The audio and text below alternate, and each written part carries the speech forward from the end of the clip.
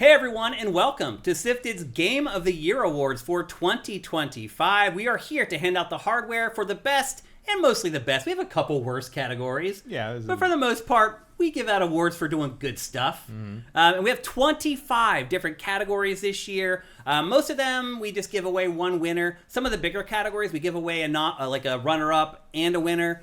We do genre awards where we give out the best RPG and the best first-person shooter. But we also have fun awards like the most disappointing game or future legend, the game that we think people are going to talk about for decades and decades to come. It is a fun rundown of awards, and we're here to just rock it out and celebrate the very best and brightest of video games for 2025. Matt, we kind of talked about this a little bit during our last episode of Game Face for the year, but what's kind of your overarching opinion of 2025 from the software front? That's pretty good. Yeah. I think that's what I put on the box. Yeah, I think it was pretty good. Like, I felt like we got, like, not an amazing game, but a great game pretty much once a month usually. Yeah. Which 12 great games a year, that's good enough for me. I'll take that. And I think you're going to see, though, that our awards aren't as dominated by one game as the Game Awards were. I mean, it definitely gets its due. But it's not like every award is won by the same game like the Game Awards was. So Vincent says, can you, what does it say? Can you promise Expedition 33 will talk? Oh, I Awards. promise. Yeah, definitely. Absolutely.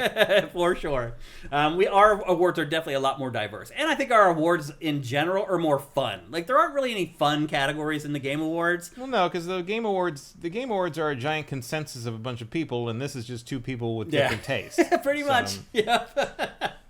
So anyway, we have a lot of awards to get to, and we only have so much time. We are the same in more things than I thought we'd be. Yeah, and that's going to help us get through some of these awards pretty quickly. Because it takes a lot of time when we both have a different take, but for a lot of awards, Matt and I agree. Maybe more than ever, honestly, in 2025. Yeah, I'd have to run those numbers. But but it feels like it looking at the rundown. And we'll see how it goes. But anyway, we don't have a lot of time to mess around. We need to get to our awards, and first up is Best First-Person Shooter. Matt, what is your pick for best first-person shooter? I went with Borderlands 4, which if you told me I was going to do that at the beginning of this year, I said you were crazy. But I actually really ended up liking this one. Did you stick with it after we talked about it on the show? I mean, not as long as I would have liked, because you got to move on to other things, because we have to play almost everything.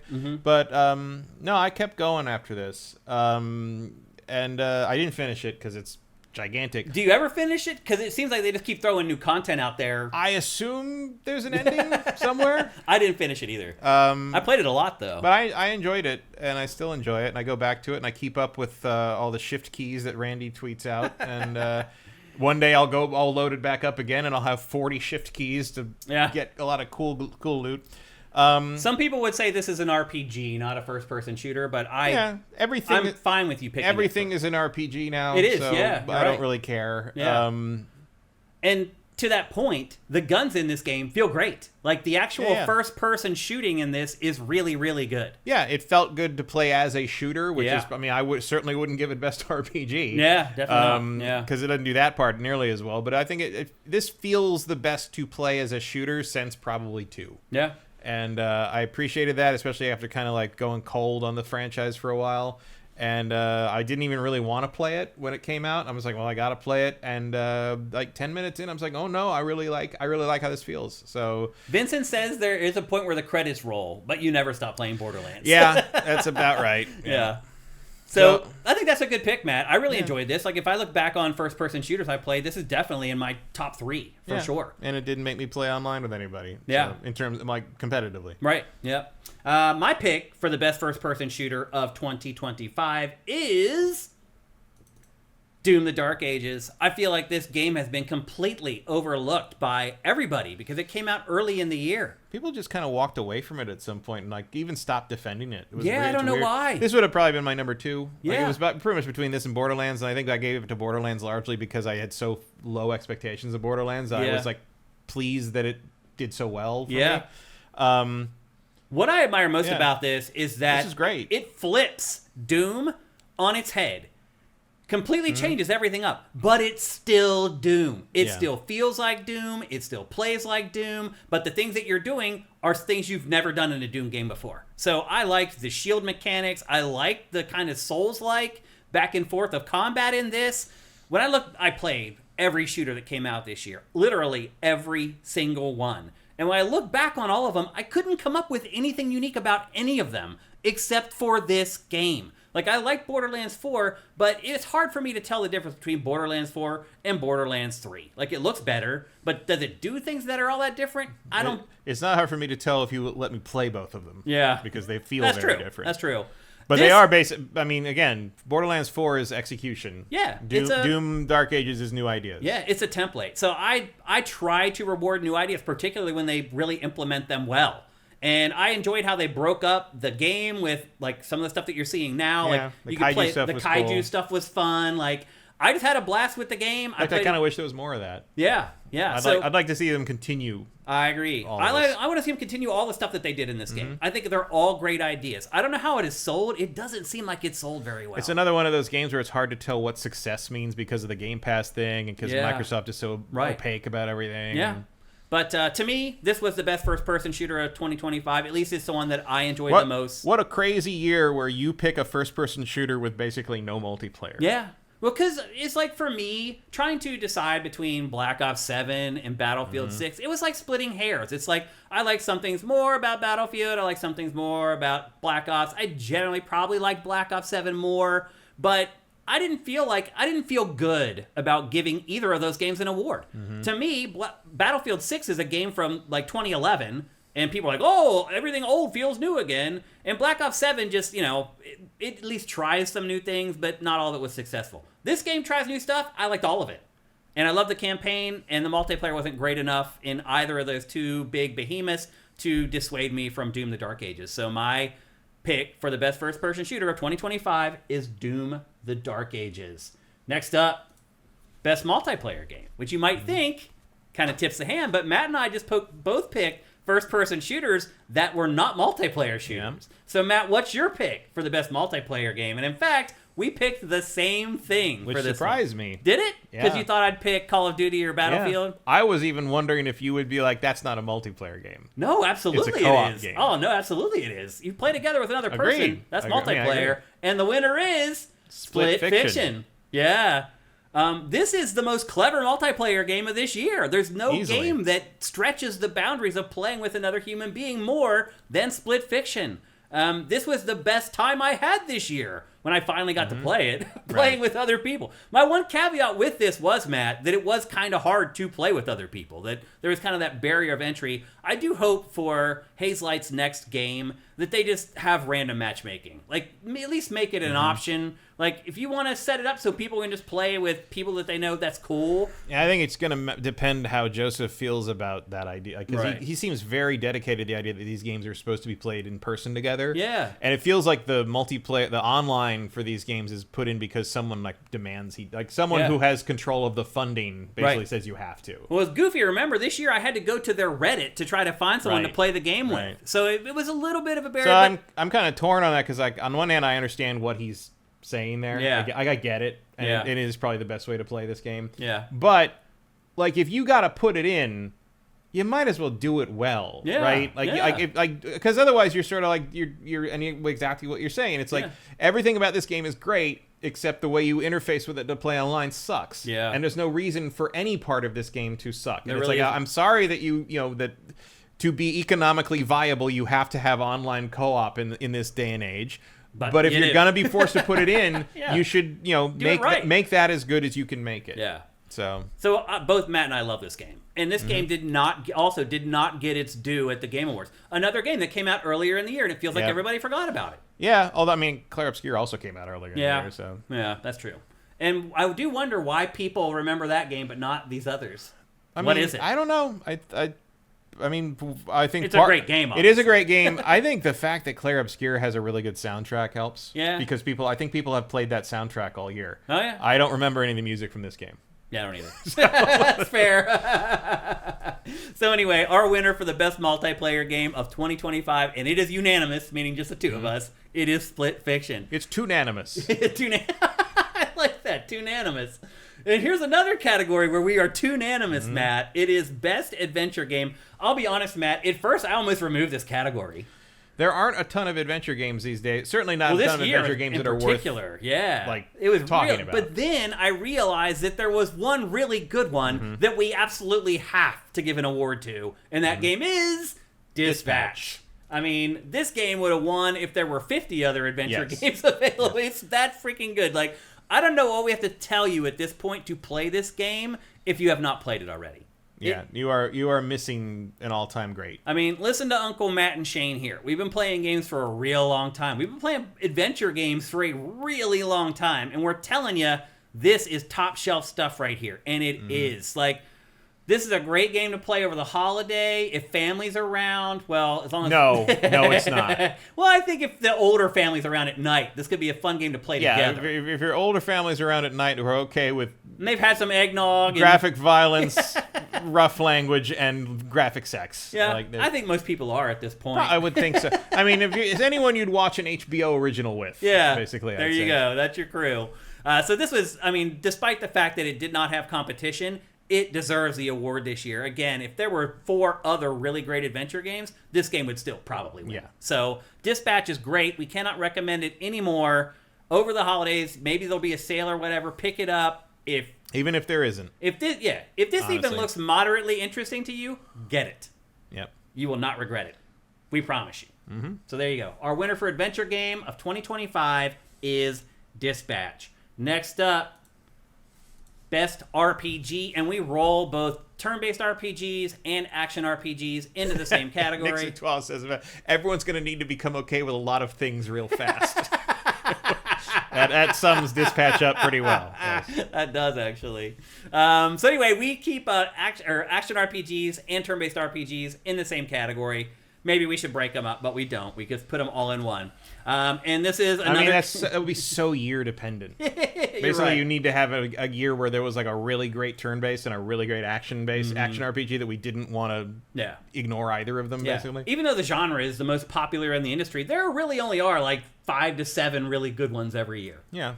And, well, now that there's so many remakes, there's probably more than that, but I'm never going to give like a remake or a remaster a Game of the Year award. So probably not. Yeah. So... Anyway, back to Best RPG, and this is another one where Matt and I have found a consensus, and I think you probably can guess what the winner of this one is. Yeah, we'll throw him the bone on this one. We'll actually celebrate the Best RPG award here on SIFTD, where they won't do it on the Game Awards. The Best RPG of 2025 is Clair Obscur Expedition 33.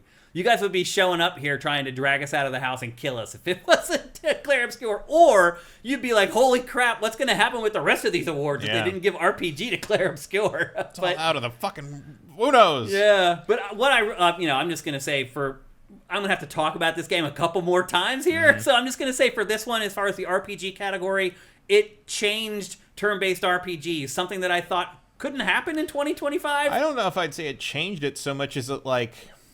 reconstructed it. Yeah. You know, like playing this is like, it's like going back in time to when Final Fantasy was good. Mm-hmm. You know, it's like back when you could pick up like a Shadow Hearts or Final Fantasy X or the PS2 turn-based when the JRPGs were experimenting with sort of having budgets and larger 3D environments and it was like, oh right, like these were like really interesting and this is like I don't know, like this game is like if all the people who made JRPGs and turn-based RPGs had kept going on that path of like development and innovation and hadn't gotten distracted and not like kind of gotten pushed to the side and ended up doing like weird shit. Or said you have to make an action RPG now. Yeah, turn-based. No one cares about turn-based RPGs anymore. Whoops. Yeah. And again, it does include action element. I mean, the parry and the dodges are action elements, which is why it's great. Which is why it works. Yeah, for sure. But yeah, it's and again, just look at this B-roll shot through the crazy ass like French fantasy lens. Like, great story because it doesn't feel like anything else. It feels like it's written for at least 18-year-olds rather than 14-year-olds. Yeah.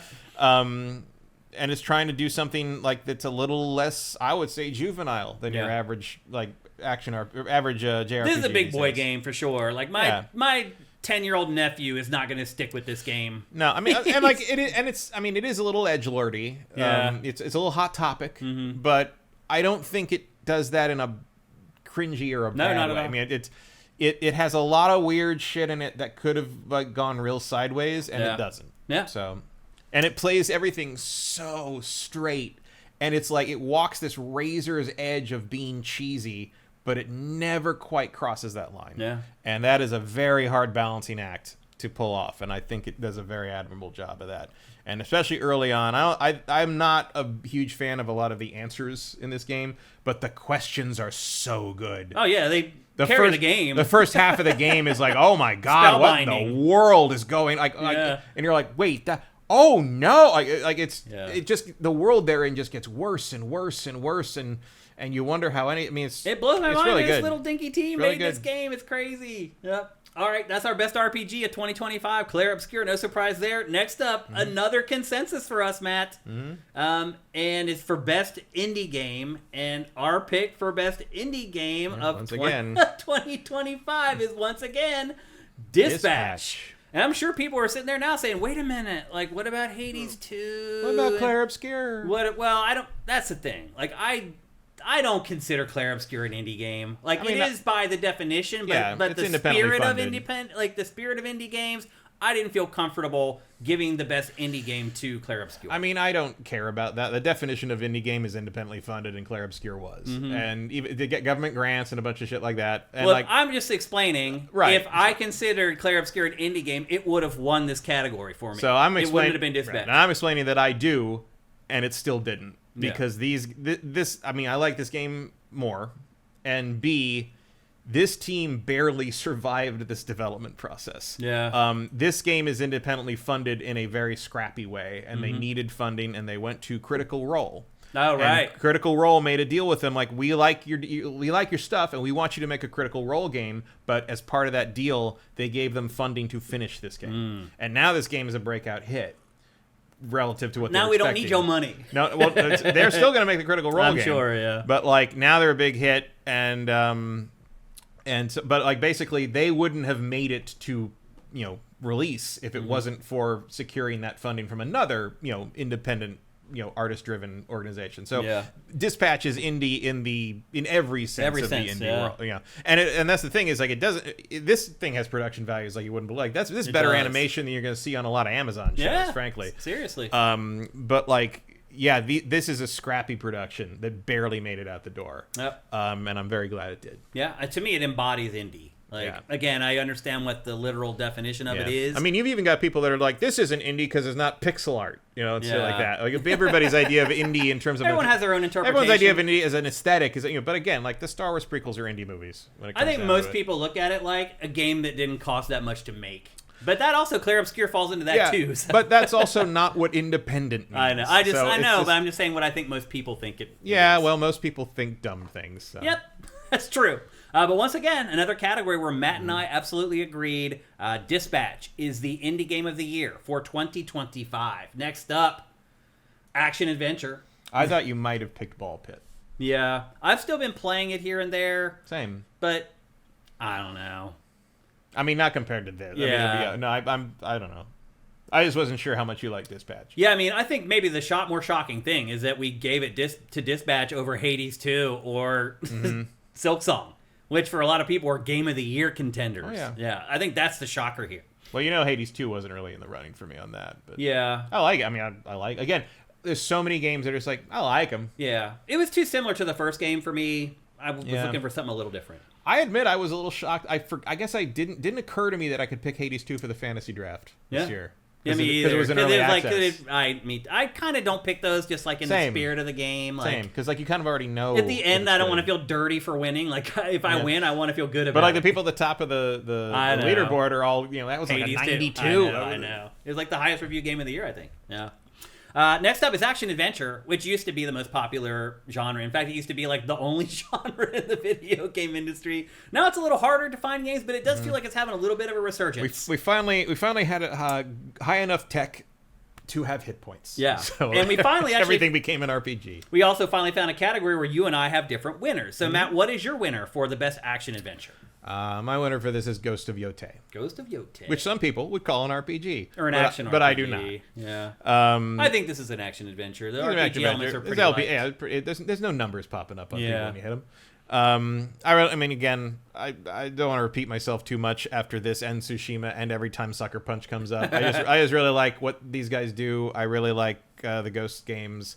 I don't know if I like this one as much as Tsushima in some ways. It seems like most people like Tsushima more. There is this one's a little scattered in comparison. I think I like the story better in Ghost of Tsushima. I do. Yeah, I would agree with that. Yeah. I like the gameplay better in this. This is all an improvement. The game in general is more exciting to play. Yeah, I agree with that. But I played this probably more than almost anything else this year, other than Assassin's Creed Shadows. Yeah. I spent a lot of time in historical Japan. Yeah, we all did this year. Yeah, but I really think it's a shame that those two games launched so closely together. Like, I feel like it did limit the sales of both of those games. I don't know if it limited the sales of this one. You don't think? No, I don't think. I think they're far enough apart that people don't really remember things. Yeah, and it's hard. Again, it's hard to gauge with an exclusive versus on everything. Yeah. You know? Well, it's hard for me to say whether I like this more or whether I liked Assassin's Creed Shadows more. I liked things about each one more. And ultimately, it kind of netted out that they were kind of equal for me. Oh, I like this way better than Shadows in the end. The one place I do go back and forth in my head on is always graphics. Yeah. Because I think Assassin's Creed has technologically better graphics. Yeah. And I think this has aesthetically artistically better. Like an art style better. Right there. Like that. I mean, right on cue. Sucker Punch. There's nothing like that in Assassin's Creed Shadows. Right. And Sucker Punch is just so good. I mean, Sucker Punch's world doesn't look as realistic or photoreal, but it looks like that. It has a style. Yeah. It looks like a movie. Did you see one of the founders left today? Really? I didn't see that. Who was it? I can't remember his name. Ben, maybe? Okay, not Nate Fox, though. No. The head of the he had been there 28 years. Wow. He was one of the founders. He left today. Oh, I forgot to say. Didn't even say what he's doing or where he's going. Yeah, I'm sure we'll find out. Yep. I forgot to say on Game Face today is 35 years ago today, ActRaiser. Wow. That's nuts. Speaking of one of my other favorites Yeah. My favorite action adventure of 2025 is a game we just talked about just a couple minutes ago, and that is Split Fiction. Again, like I said earlier, we are going to be rewarding this game in these awards where it was not rewarded. It was basically ignored by the Game Awards. It'll be interesting to see if other outlets are like us and like, hey, wait a minute. Yeah, I'm curious. Especially because I haven't really liked this company's other games very much. You didn't like It Takes Two? I wasn't a huge fan of It Really? Takes Two. I didn't realize that. I don't hate it, but it wasn't anything special to me. Yeah. This one really was. I like all their games, honestly. I think this is more that like the subject matter and the character matter are more interesting to me in this one. Like the writing was way better, the production values in this were better. The plot I think was more interesting than It Takes Two for sure. I feel like Hazelight with every game gets better. That's the way a development studio should be. Yeah, I mean I did like Brothers. Yeah, me too. I really didn't like A Way Out. I was repulsed by I would that agree. game. And you're right. That is a step backwards. Yeah. That was not a straight ascension. It Takes Two is definitely a huge step forward from that. Yeah. But it just didn't really grab me. And this one grabbed me for the instant I saw it, and then playing it was even better. Well, it's just like every 5 minutes you're coming across something else that blows your mind. It's and they're twisting around the concepts and I mean, that you're never, as soon as you learn how to do something, they're like, now you have to learn how to do it a different way. And it's just like it never got stale. It never got old. It was that kite level was kind of annoying. Yeah. I liked that it had a very well-balanced difficulty. Yeah. It wasn't easy. A lot of times these co-op games are just pushovers because they're like, well, you could be playing with your 5-year-old son or you could whatever. Like but Joseph Ferris is like, fuck them kids. Pretty much. Thank you for that, Joseph. But seriously, like I feel like this is the culmination of Hazelight's work. It's kind of the pinnacle of what they've been working towards, and I love that the little like side dreams where you jump in, and it's because they're so clearly like someone had an idea that wasn't enough to make a full level out of, but they're like, we have to do something with it, so they just like, let's do a quick little thing where you just like escape a dying sun. Yeah, and it's wonderful. It's great. Yeah, it's a really, really good game. And honestly, a Game of the Year contender for me, although it doesn't feel like other people are feeling that way about it, which I think is definitely in the running for me. All right. I agree. Next up, Best Sports Game. And the crazy part about this is that Matt Keil has a freaking winner in the Best Sports category this year. What is it, Matt? It's Everybody's Golf. Hot Shots. Yep. Which is both titles of the series they use. It is. Yeah, that's funny. They put them together into one. Is this the only sports game you played this year? Probably, depending on what you consider a sports game. Yeah. No, I mean, I've always loved the Hot Shots games. Me too. And Super Swing Golf, or Pangya, as the other series is called. Every handheld I ever have, this is one of the games I play more than any other. And I was happy to see this come back, and I picked it up, and I played this game for like 50 hours. You played the living crap out of this game. You're an expert on this game at this point. I was pretty good at Eagles for a while, and I got a couple other people I knew who used to play them back in the day, and they picked this up. Oh, really? Yeah. You've been playing online with them? Yeah, a little bit. And weirdly, this game just got like a 9 gig update or something. Oh, really? I don't know what it was. I didn't look up what it was. Like some 80, huge update. I'm 80 courses or what something. What happened? Like, you ever get one of those updates and you're like, did you just make me re-download the whole game? Yeah, like, what is that? yeah. But no, this is. I mean, it's not. I don't think it's as good as the best games in the series, but it is a very pleasant return of the series. As long as it's like playing Hot Shots, that's all I really like care Hot about. Shots. You can still do that stupid thing where you overshoot the hole and then backspin your way into the hole. Like, then it's just this endless grind to unlock anything of value. But it's really cool. It's really fun. I think we've reached the point where we're probably not going to award Sports Game of the Year to Madden or NBA 2K or EA Sports. World. I think that it's all sailed at this point. Like, those games just don't have meaningful enough upgrades for me to want to give them an award. So I'm not gonna. And instead, my award for Best Sports Game of 2025 goes to Rematch. And if you remember when we reviewed this here, or when we reviewed it on Game Face, I have issues with this game. It definitely needs work, but the core concept of this game is what I like the most. Like, trying to find a new way to rework the Rocket League formula into a different idea. Like, I play Rocket League all the time, begrudgingly. Like, there's a million things that I dislike about it, but I love the core concept of it. And that's what this game is trying to do. Take the core concept of Rocket League and work it into work it in a different way. It's still soccer at the end of the day, but it's more realistic. So I think it probably has a broader appeal than Rocket League does. But I want to see more stuff like this. I want to see more sports games where it's not just like an option to play 11-on-11 online. That's how you play it. Like, people don't even realize that in Madden or EA Sports FC, you can actually play online games where every single player is a human player. For the most part, it's a freaking disaster. Because you're expecting people to play the offensive line in Madden. They don't want to play the offensive line, so they don't.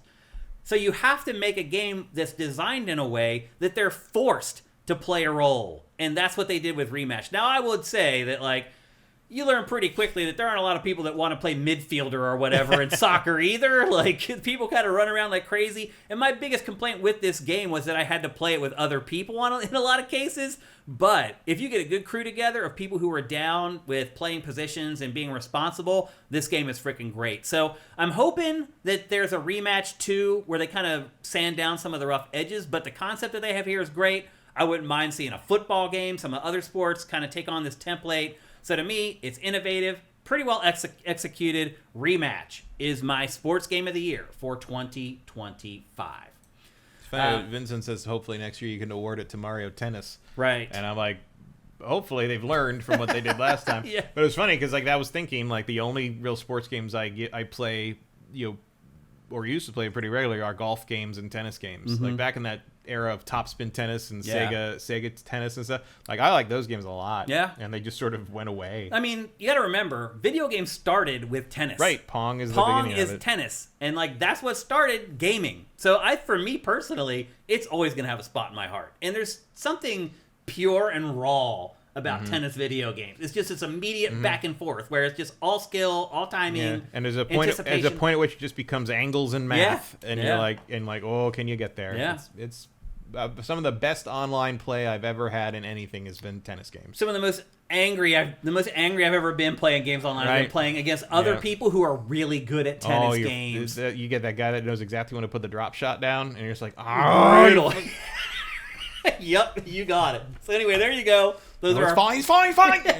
Yep. It's too late. Those are our picks for best sports game. Next up, best platform game. Much like RPGs, we combine side-scrolling and 3D platformers into one category for this. Matt, what is your pick for best platformer? This is where I put Split Fiction. Yeah, which is okay. Yeah. Like, I saw that, and I was like, I get it. Like, because it is a lot of platforming. It is a lot of platforming. It's a 3D platformer at heart, really. Yeah. Because I started thinking about it. I'm like, but you do more than platforming in that. But so you do more than platforming in every 3D platformer. Every 3D platformer has racing and shooting. And so this, I think you're right. I think maybe you're right, and I'm wrong. I put it in action-adventure. You put it in platforming. I think maybe you're right on that. I mean, I can definitely see both. Either way. I think it works in either one. Yeah. But I just left it alone. I'm like, if Matt interprets the game that way, I'm totally cool with it because I get it. So believe me, because I played with someone who isn't very versed in platforming. Or one of the people I played with was not very, and she was definitely having some trouble with it. I'm like, so that's probably why I think of it as a platformer first and foremost, because I had to watch someone miss platforms for like 4 hours. So that'll drive you up the wall. No, I just you go and listen to a podcast. Sometimes she's like, "Can you come back here?" Because it looks like your character's just standing there watching me. I'm just like, "I can't come back. You got to get through it." They won't let you come back. Yeah. I mean, I think you're starting to see, though, that we definitely appreciated this game a lot more than a lot of other outlets, a lot of other journalists.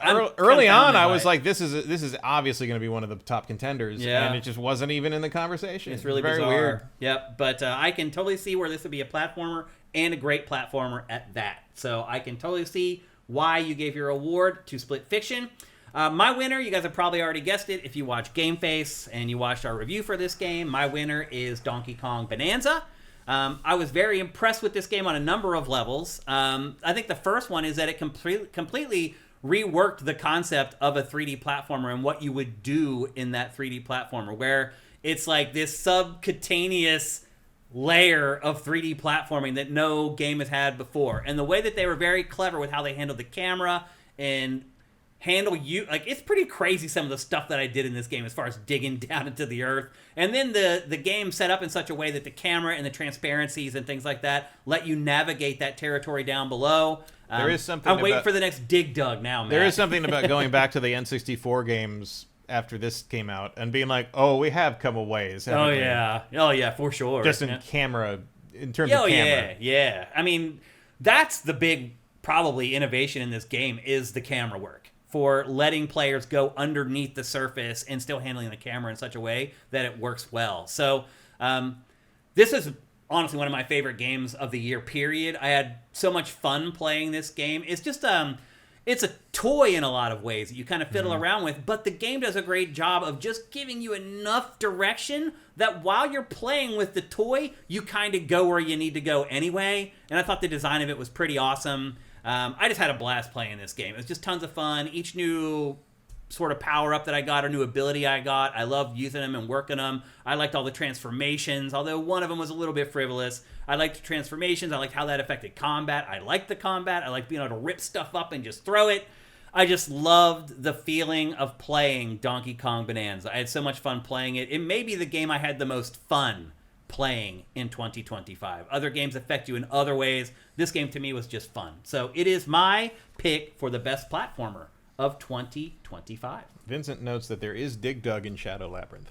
Is there? Well, all the Namco. Oh, right. They all have cameos in there. Yeah. That franchise just disappeared. It's just that game kind of. I mean, I really like Shadow Labyrinth, but like, you know, like once Silk Song came out, you kind of like your Metroidvania thing kind of taken there, and then what else did Shadow Labyrinth do well enough to? And I think most people couldn't even tell it was a Pac-Man game. Like, they should have been more overt with that. I think maybe would have had more interest or whatever. Yeah, I mean, like, you lost all the Bosconian fans because they didn't know that was in there. Yep, that's totally true. Okay, next up, another genre that seems to be dying on the vine. We don't get as many of these as we used to, and that is the driving genre. In the PS2 era, Matt, it felt like 1 out of every 3 games that was released was a racing game. Oh, yeah, racing games used to... Remember when racing games were literally the benchmark for the console hardware? Yeah. Like, where everybody put in the racing game to see where the pop-in and drawing distance was? Yeah. I mean, I would argue driving games are probably some of the easiest games to create in the industry. I mean, they've been around forever. Yeah. And I feel like... Was it Night Driver was the first, 78, 79? Yeah. And I think it's easy, but that has also caused people to not care about them because I feel like developers have struggled to find new twists on them. Right. So, there's always the question of like, why does this driving game exist? Why am I playing this versus any other? How is this better than Burnout I played in 2013? Right. Like, seriously. Well, the answer is you can't play that Burnout on modern systems, so you're stuck with it, asshole. Like, that's actually the answer to a lot of these questions. Yeah. Give me my Burnout 3 remake already. I'll give that remake best driving game because I assure you no other driving game that year. You're right. It'll be the best driving game. Yeah. All right. What's your pick, Matt, for best driving game of 2025? I should preface this by saying that I didn't actually like many driving games this year because it was kind of a limited. So my pick is actually not a particularly great game, but it's the one I liked the most, and it is Tokyo Extreme Racer. Matt, I was shocked that you didn't give it to Sonic Racing. I like this one better for some reason. I thought you really liked Sonic. I did like Sonic, but like I played this game more. Okay. And I did play it early access, so some of that, I guess, it came out early access and I went live like 1.0 like earlier in the year. Yeah, it's coming to PS5 soon, I think. So this is a PC version I played. So I loved this series on the Dreamcast back in the day. Like I played this over and over and over again. What this is it's a street racing game where you are racing along in the car culture of Tokyo. Basically, kids, which matters. Kids build up these fancy cars and they drive along the freeways in the middle of the night and they race each other. They drift. They on the highways. They do drifting. Yeah. I mean, it's not the same as like the initial D thing is the Toga battle, which is the hills and stuff. Which I think there's references to a lot of that in this game, but this is the highway battle. So, Genki, the company that revealed the Switch 2, got sued by Nintendo. And they've been making these games for 25, 30 years. Yeah. It felt like they disappeared for a while. It kind of did. Because, I mean, this franchise hasn't had a new entry, I think, in almost 20 years. Wow. I didn't think it was that long. Or maybe like a full entry. I don't know. But this is basically a full reboot of it. You start out, and it is very detailed, while also being extremely arcadey. So you have multiple giant skill trees you go through. There's to upgrade every kind of part in the car. You can tune everything however you want. There's other tune, but you can just bounce off the walls like a ping pong ball if you want. There's no damage on the cars when you're driving except for tire wear.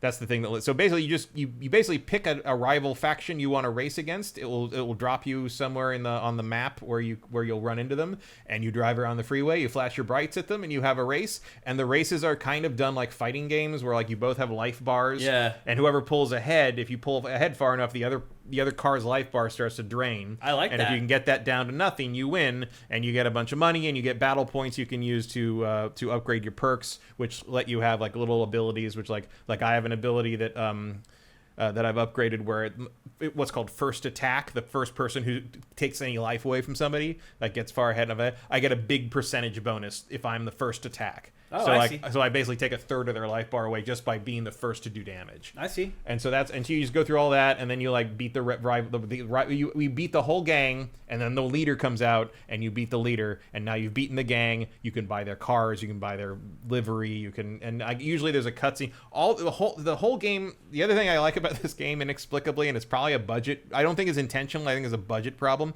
but it's accidentally created something kind of unique. Is there's cutscenes between the days and the races, and it's always the other racers coming up to talk to you. It's all text. There's no voices in the game. But they didn't even really do art of the people because they didn't have the budget to draw all these different characters. So the characters are like outlines of like different like clothing styles, and then like head with like a blank face.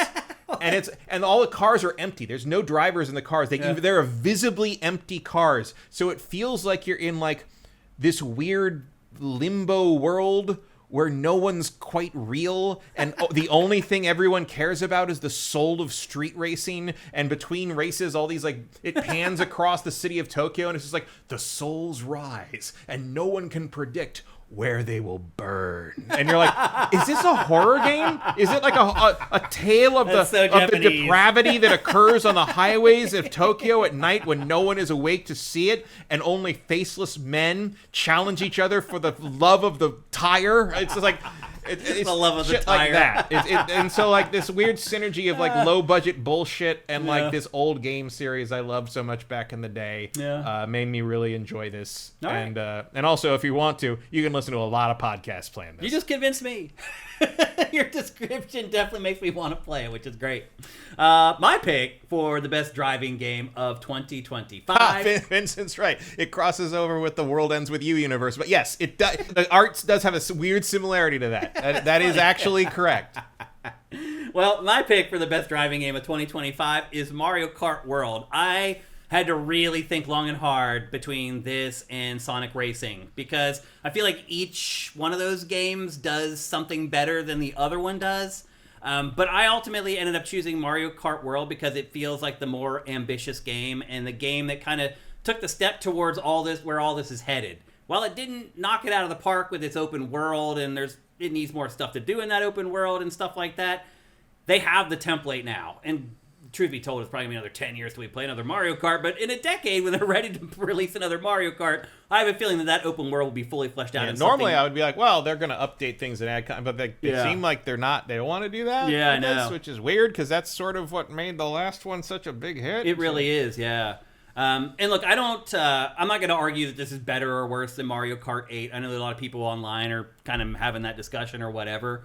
It's such a different beast. They are completely different. Like, this has all the rail grinding and the wall riding and stuff like that. And, like, I like that because it took me a while to come to grips with that. And so this Mario Kart in particular, for me, like, every Mario Kart before this, after, like, 5 hours, I'm good at it. And I know exactly what I'm doing, and I can compete.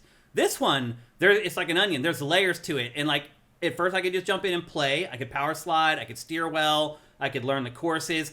Then you start to learn how to grind. Then you learn how to wall ride. And once you really learn how to wall ride, that's when this game kind of cracks open and that next layer of the onion kind of reveals itself. So I found that I got better and better at this game the more I played it. I didn't feel like I plateaued. And going online, I definitely haven't plateaued. There's a lot I can learn. Online, it's a different game. It really is. I mean, some of the people are so freaking good. It's insane how good some of the people are at I don't think there's a game that... I mean, I didn't play this online much, but I certainly have seen a lot of online videos and clips on social media stuff. I don't think there's a game that's made me say, how did they do that? Oh, it's insane, dude, what they're doing. Like, I don't know. Like, I'll be racing next to somebody, and they'll do something. And then they're just gone. And all of a sudden, they're over there. Like, I know, dude. Like, so there are layers to this game where you can get really, really good at it, and that's what I appreciate in any game, not just racing games. So, again, don't get me wrong, Sonic Racing is really freaking good. The other part about it is that they're similar games. Like, they both kind of work the same, where, like, you don't race the same lap every time. Like, you go around the second lap, and you can kind of choose a different course. Both of them do that in kind of different ways. So they are kind of similar games in some ways, but ultimately I felt like the breadth, the modes, the options in Mario Kart World were a little superior. Yeah, so. I thought it was interesting that, like, Mario Kart, they kind of traded places in terms of philosophy a little bit, because Sonic kind of ended up going more for pure racing. It did. And this ended up going for more breaking the mold, which is normally what the Sonic games have done. Yep, that is true. And maybe Sonic this time, they're like, we need to just, like, ground it. Yeah, we focus on the fundamentals a little bit. And that's what they did. Yeah, and it's a great game. Yeah. Like, they're both great kart racers. So you can't go wrong picking either one. Me, personally, my choice was Mario Kart World. And unfortunately, Matt, I just didn't play Tokyo Extreme. But after listening to you talk about it, I do want to play it. So I mean, you should try it. I don't think you'll like it better than either of these two. No? It's a very much my own taste choice on this one. And also because I'm more interested in cars than karts. Yeah. Is sort of part of that too. I can totally get that. Or you're just more interested in real cars versus that's what I mean. Cartoon characters or whatever. That's what I mean. I like that there's real cars. I like that I enjoyed working up to get my RX-8 and that kind of thing. Yep, I do the same thing with my 370 in every game. Yeah. Unfortunately, there's no Audis in Tokyo Extreme Racer, oddly enough. But. Funny how that works. So anyway, there you go. That's my winner for Best Driving Game of 2025, Mario Kart World. Next up, Best Strategy Game. This category this year was really... This was a bonkers category. I almost cut it. Yeah. Like, I'm not sure that your pick is right. It's the closest I could get to a strategy game I liked this year. That wasn't Final Fantasy Tactics because it was a remake. Yeah. And it was basically the PSP game, so I skipped it. So what's I didn't skip it. I played that, but I didn't consider it for this. So what's your winner, Matt? So my winner for this was The Alters. The Alters. See, I don't understand this is a strategy game. Like, it's a survival game to me. Yeah, because I was making strategic decisions through it. Like, I felt like this is the closest thing I did to a strategy, like, choice-making game. Well, when I share my winner, you'll see that this makes sense. I had to decide that, like, you know, whether I wanted this guy or this version of the guy to be here, and which kind of thing do I want. You know, it's close to. it really wasn't a lot. You know what strategy game I played the most this year? Fire Emblem Engage. Oh, really? Which came out like 4 years ago.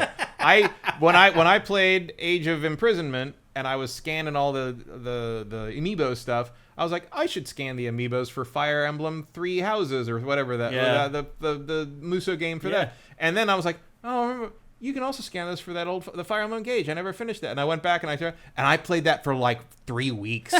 I was like, oh no, I'm stuck on this like ancient game. I got to play new things. Like that's funny. But yeah, this one like there's strategic elements to it. Definitely strategic elements, and for those of you don't know, this is a game where you clone yourself, and then you send your clones out to do your bidding. Yeah, and every clone has his own personality, and you have to kind of like get along with them or not murder them. I mean, if you like the movie Moon, you're gonna find something to like here. I hadn't actually played. You were the one who played this and reviewed it. I hadn't played it yet, and so I played it after we did that episode, and I liked it. I liked it a lot. Yeah, it's a good game. It was too late to talk about it really because it wasn't that important. Yeah, I think it'll come up a little later in our awards as well. But it's not just this. But I was. But again, it's the only thing I could think of. Yeah, because I didn't think Civ. I think Civ 7 will maybe eventually be that, but I bounced off that pretty early. Which is just how Civilization goes. Yeah, like a lot of times people just wait and for like 3 years. Yeah, exactly. It's like oh, about 2 years, this will be amazing. Yeah. But if you haven't heard of this or played it at all, I suggest giving it a shot, especially since I suspect it will be on sale. It is a survival game, though. Keep that in mind. Yeah, so if you don't like that stuff, you won't like this. Yeah, this is not like a real-time strategy move your armies it is like strategically sort of prioritizing one clone to do one thing and make sure the timing works out. Yeah, make sure you've placed all the pipeline from the energy locations to your base like proper. Like you have to think about it and strategize it, but it's not like your traditional like military strategy or like because you only have so much time every day before the storm hits, and then you die if you're out in the storm, so you have to plan everything out and try to get everything done. And that's kind of where this is, where it's like if I when I sat down and thought, okay, what's the game I like the most, where I had to do the most planning out, and that was this. I really enjoyed the altars, and I can definitely see where there's a strategy angle to it and why you would select it. It also just sort of speaks to what you said, that like this was it's a light strategy game. I almost cut the category, but I did end up picking a winner, and I picked the most obvious one, which Matt just mentioned, which is Civilization 7. I mean, honestly, the best strategy game this year was Final Fantasy Tactics. There's no way I'm going to give a 20-some-year-old game an award in 2025. So I picked Civilization 7. I do not think it's as disappointing as like the fandom seems to think it is. Yeah, if you listen to the fandom, it's the worst thing ever. Yeah. And I played it for like 40 hours. I still had a blast with it, and I wanted to start again. Like it still has that one more turn vibe to it, where you just don't want to stop playing. You're like, wait a minute, like what I just did there, I don't agree with it. Now I need to fit. Like it's Civ. It still has that template. It still has that vibe. You can nitpick it for sure and find some things about it that maybe you didn't like that other Civ games did have, but it's still a gigantic Civilization game. It is still a really good strategy game. Yeah. But it is telling that the big update they're about to do is going to remove the thing that makes Civ 7 Civ 7, which is that you switch civilizations between eras. Now you're going to be able to play the same civilization through all three eras. People just don't like change. There is a world where that system turned out really well, and I don't think they quite got that. And the shame of it is I think there is a way, I think they can get to the point where that system is nailed down and polished and great, and they're just sort of chickening out on it. Yeah. Well, once it didn't sell as well as they thought, and the fans started revolting. Like, I understand why they're doing that. Yeah, 100%. But like, and it's a shame, because I would love to see sort of that system sort of really brought to its fruition. This is why we keep seeing the same crap over and over again. That's true. It really is. The fans are like hurting innovation for sure. Because as I always say, I don't particularly care about innovation, but I do care about execution. And the problem with the Civ switching between ages is not the innovation of it; it's the execution of it. And I think there is but again, like you say, if everyone's so against it, it doesn't make sense to throw time and money into trying to fix something that they're never going to give it a chance. Nope. So you might as well go back to the old ways. And that's what they did. And that's what they're doing. Yep. So there you go. There are our picks for the best strategy game of 2025. Next up, Final Fantasy Tactics was really, again, it was nice to play that again, even though I don't really like Final Fantasy Tactics that much. I played it for like 15 hours, and I was like, I played for the first. I get it. I played about that, probably that long. I got through the first couple chapters, and like it's starting to hit the point where I got to be challenging. I'm like, I don't want to think that much. Well, I'd already done it. Yeah, it's already been done. I conquered this before. I'm not gonna put myself through the ringer again. But damn, that's a good story, and damn, that's an amazing soundtrack. Yeah, it really is. All right, it was really nice to hear that music again. I agree. Next up, best live service game, because Matt and I play the hell out of these. Here's the two most qualified people on the planet to pick best service game. Time for my yearly bunt on this category. I mean, I think we both do. Yeah. But what's your pick? I think you may have picked this last year. I picked this for at least. I'm going to keep picking this forever. Just so you until know. I remove the category. Until the game stops getting updated, or you get rid of the category. And that is No Man's Sky. Yeah. Because every couple of months, Sean Murray just like pops up and tweets something, and everyone's like, "No, Sean, we'll give you money for this. Stop giving it." And they're up to like the 28th free content drop, like free expansion on this. And it was another great year. Just all these amazing new ideas. Year after year. This is not. I mean, if you haven't played this game since it came out, this is not the game they released. This is the game you wanted to play. It is, and actually beyond. Yeah. Like this game has stuff in it now that no one thought of when they were waiting and anticipating this thing back in the day. And it's about to turn 10 next year. I mean, a lot of you guys and girls probably own it. And you probably deleted it, and like it wasn't what I thought it is. You should re-download it. Yeah, if you haven't played this in a few years, it'll blow you will be your shocked. mind. It really Even if you played it after the big update, the big changeover they did. Yeah.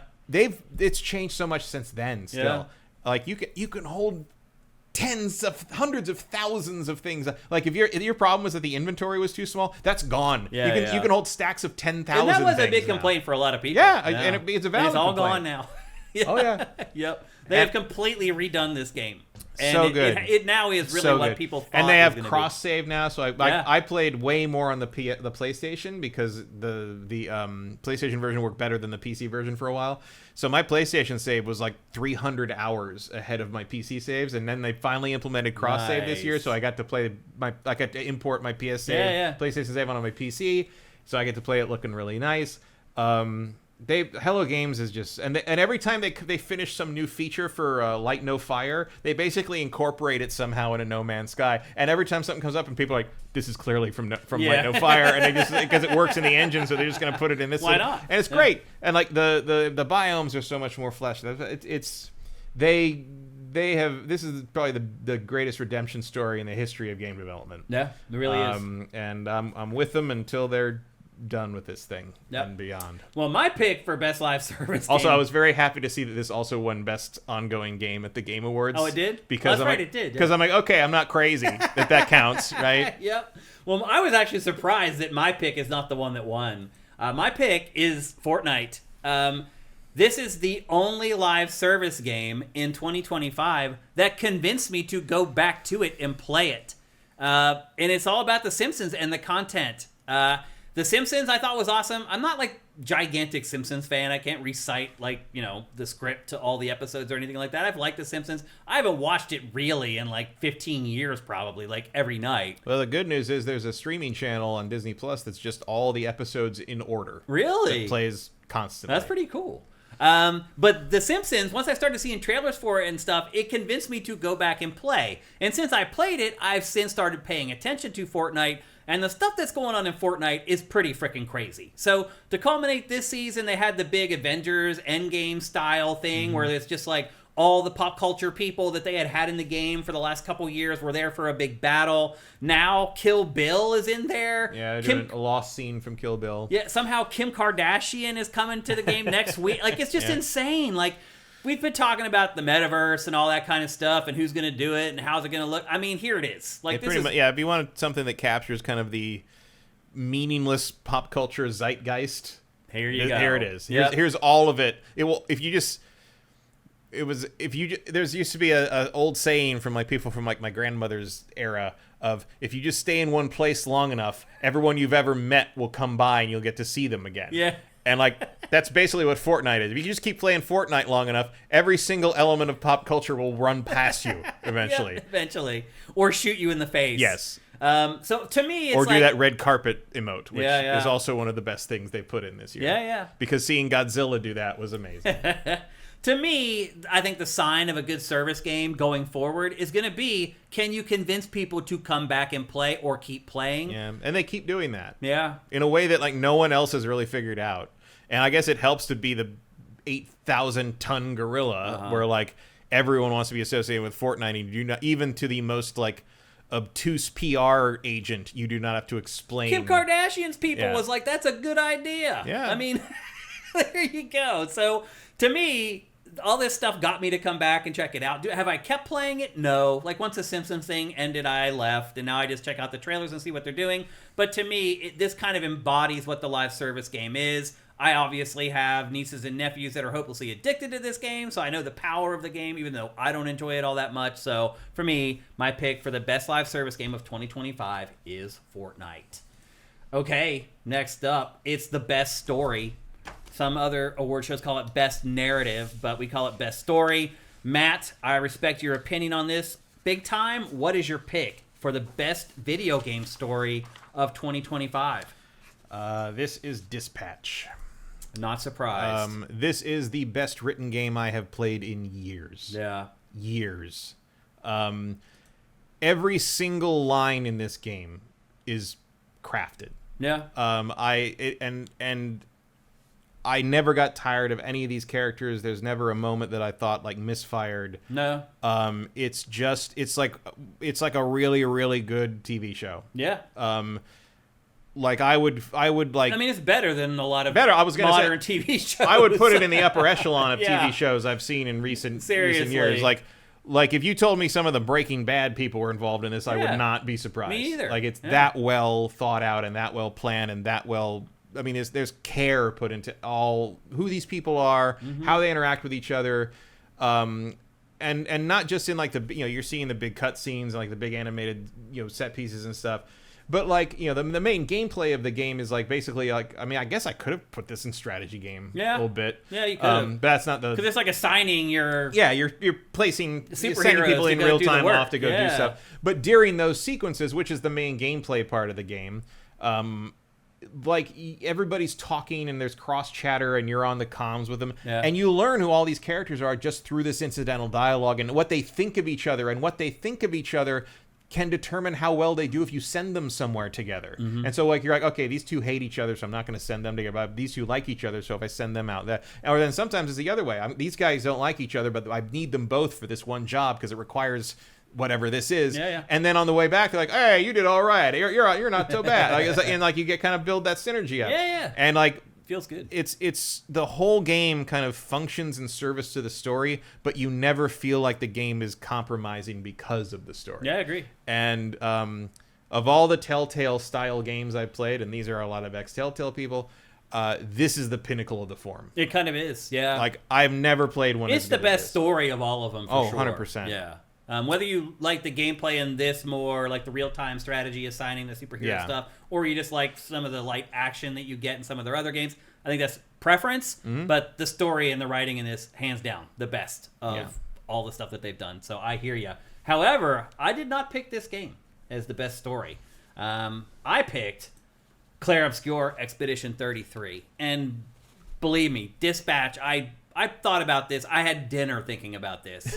Seriously. So I was going through the awards, and I was like kind of just nailing them and like, oh, I know this, I know that. I got to this one, and I had to pause. And I was like, this is a good time for me to do something else and give some time to reflect on this. And as I ate dinner with my wife, I thought about the choice between Dispatch and this game, Clair Obscur.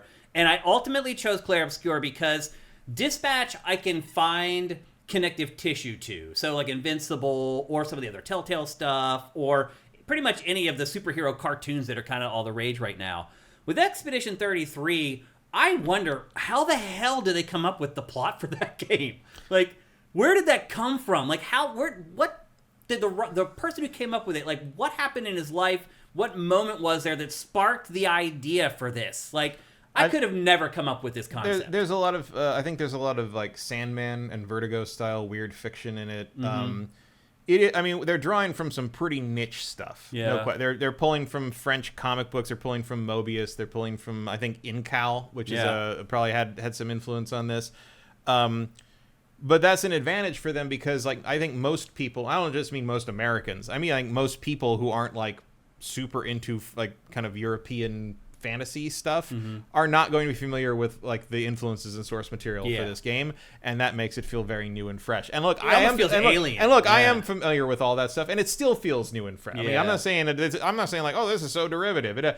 Like, if you told me earlier on this year that this would not be my pick for best story, I would have said you're out of your mind. Even with my kind of misgivings about the last third of the story. Like, this is really, really good. I mean, it's intriguing. You know how uncommon intriguing is in video games? Like, way too uncommon. But Dispatch just presses every single one of my story buttons. It's a superhero game, too. It's a superhero game. It takes the piss out of superheroes. But it's also like people. I mean, it's a workplace comedy. I mean, all that. They're both great. I mean, this is obviously way more high concept. And it's actually kind of to your point. This game's shooting for a much higher target. Like Dispatch is trying to make you feel like superheroes are just people. This is trying to make you feel like the most batshit premise is something that all these characters have to live in, and you have to live in it with them, and that's a much higher tightrope. This story was effective for me because I just put myself in the position of the people in the game, and I was like, oh my god, I don't know how I would react to any of this. The other thing I liked about this too, and I complain about in stories, and that is also something games are not very good at. Like letting you transparently identify with the characters you're playing. A lot of times you're just like, I would never do. I mean, even like characters I really like, I'm just like, I'm not Leon. I'm not Leon. But like, you're right. It's very easy to put yourself in the shoes of these characters, including the one that doesn't wear any. Right. Well, the other common complaint I have with video games is that they place these people who are supposed to be humans in these horrible situations, and they don't react like the way that a real human would. They just shrug it off. In this game, you felt the anguish of the characters and the people in it. Like, they didn't underplay it or undersell it. There is no... It's very clear even early on that there is no way these people are getting out of this okay. Yeah. It just feels like it's like this... You said it earlier, a melancholia over the game.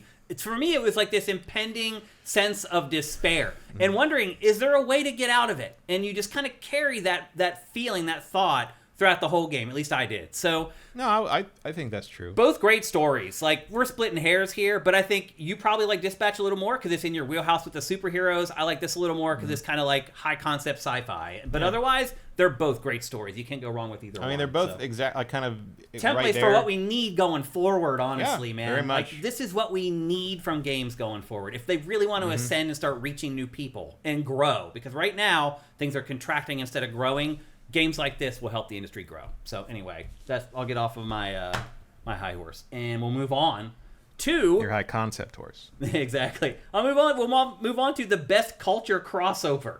Now, this is one category where we can't show you guys any footage because we'll get copyright strikes for it. So we have to describe it, and we can't really show it to you. What's your favorite culture crossover? My favorite culture, I should have brought them up here. I forgot about that. I forgot this was on the list. Yeah. But my favorite culture crossover is from a board game called Unmatched that did 2 sets of The Witcher. Oh, wow. Which are very much based on the video game, not the TV show.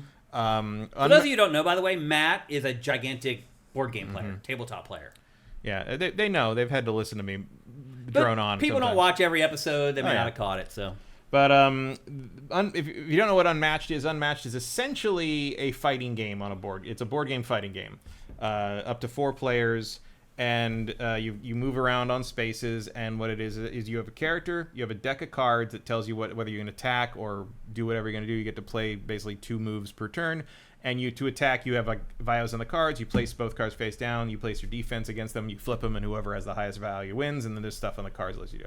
Now the gimmick of Unmatched is that basically you can play any character in the game against any character in the game. And they started with like legends of mythology and like public domain stuff. Yeah. Fairy tales, mythology, classical literature characters. There's a great stuff they didn't have to pay for. Exactly. There's a great box called Cobble and Fog, which is all Victorian literature. So it's Sherlock Holmes, Dracula, The Invisible Man, and Jekyll and Hyde. Sherlock Holmes, by the way, is the best character in the game. Interesting. There's I think there's 65 characters total now. So they branched out into licensing. So now they've got Jurassic Park. They've got Bruce Lee and Muhammad Ali. They've got Marvel. There's a bunch of Marvel sets. And they just did Ninja Turtles. But they put out 2 Witcher sets. And it is probably the best Witcher thing since Witcher 3. In terms of like capturing these characters and kind of capturing the CD Projekt Red version of The Witcher. And it's really fun. And I like Unmatched a lot. I like it's sort of a Smash Brothers for public domain and whoever we can get to license things sort of thing. And real, Houdini's in there. The Witcher fights all Witcher those fights things right anyway. in there. And it's Geralt, Ciri, Triss and Yennefer. You could pick who's the main, because there are sidekicks in the game, but you can pick who's the main character and who's the sidekick between Triss and Yennefer. Philippa, who is a video game, more of a deep cut, and Aleshin, the tree creature, the tree monster from the games, who controls all these other wolves. Like basically, you send wolves after people. It's very neat. You get bonus attack if you don't move for a turn as the Aleshin. It's very interesting. Yeah. And Eredin, the Wild Hunt King guy. And Ciri is actually one of the best characters in it. She's won some tournaments. Wow. Her sidekick is the unicorn with the name no one can pronounce. Uexowurvum or whatever. Yeah. Yep. But it's a very good realization of the characters. Very good, like kind of it exposes. There have been other Witcher board games that I have several of, but this I think is the best realization of the Witcher in a board game form. And I've definitely played them more than any other characters this year. So I think that is, in terms of video games sort of infiltrating other media, that was my favorite example. Okay. My pick for culture crossover, I have a feeling that my pick's going to change in like 2 days when Fallout comes out, Season 2 of Fallout, but we just didn't quite get in under the deadline. So my pick is The Last of Us Season 2. And while it definitely was nowhere near as good as Season 1, it was Few things are. It was still pretty damn good.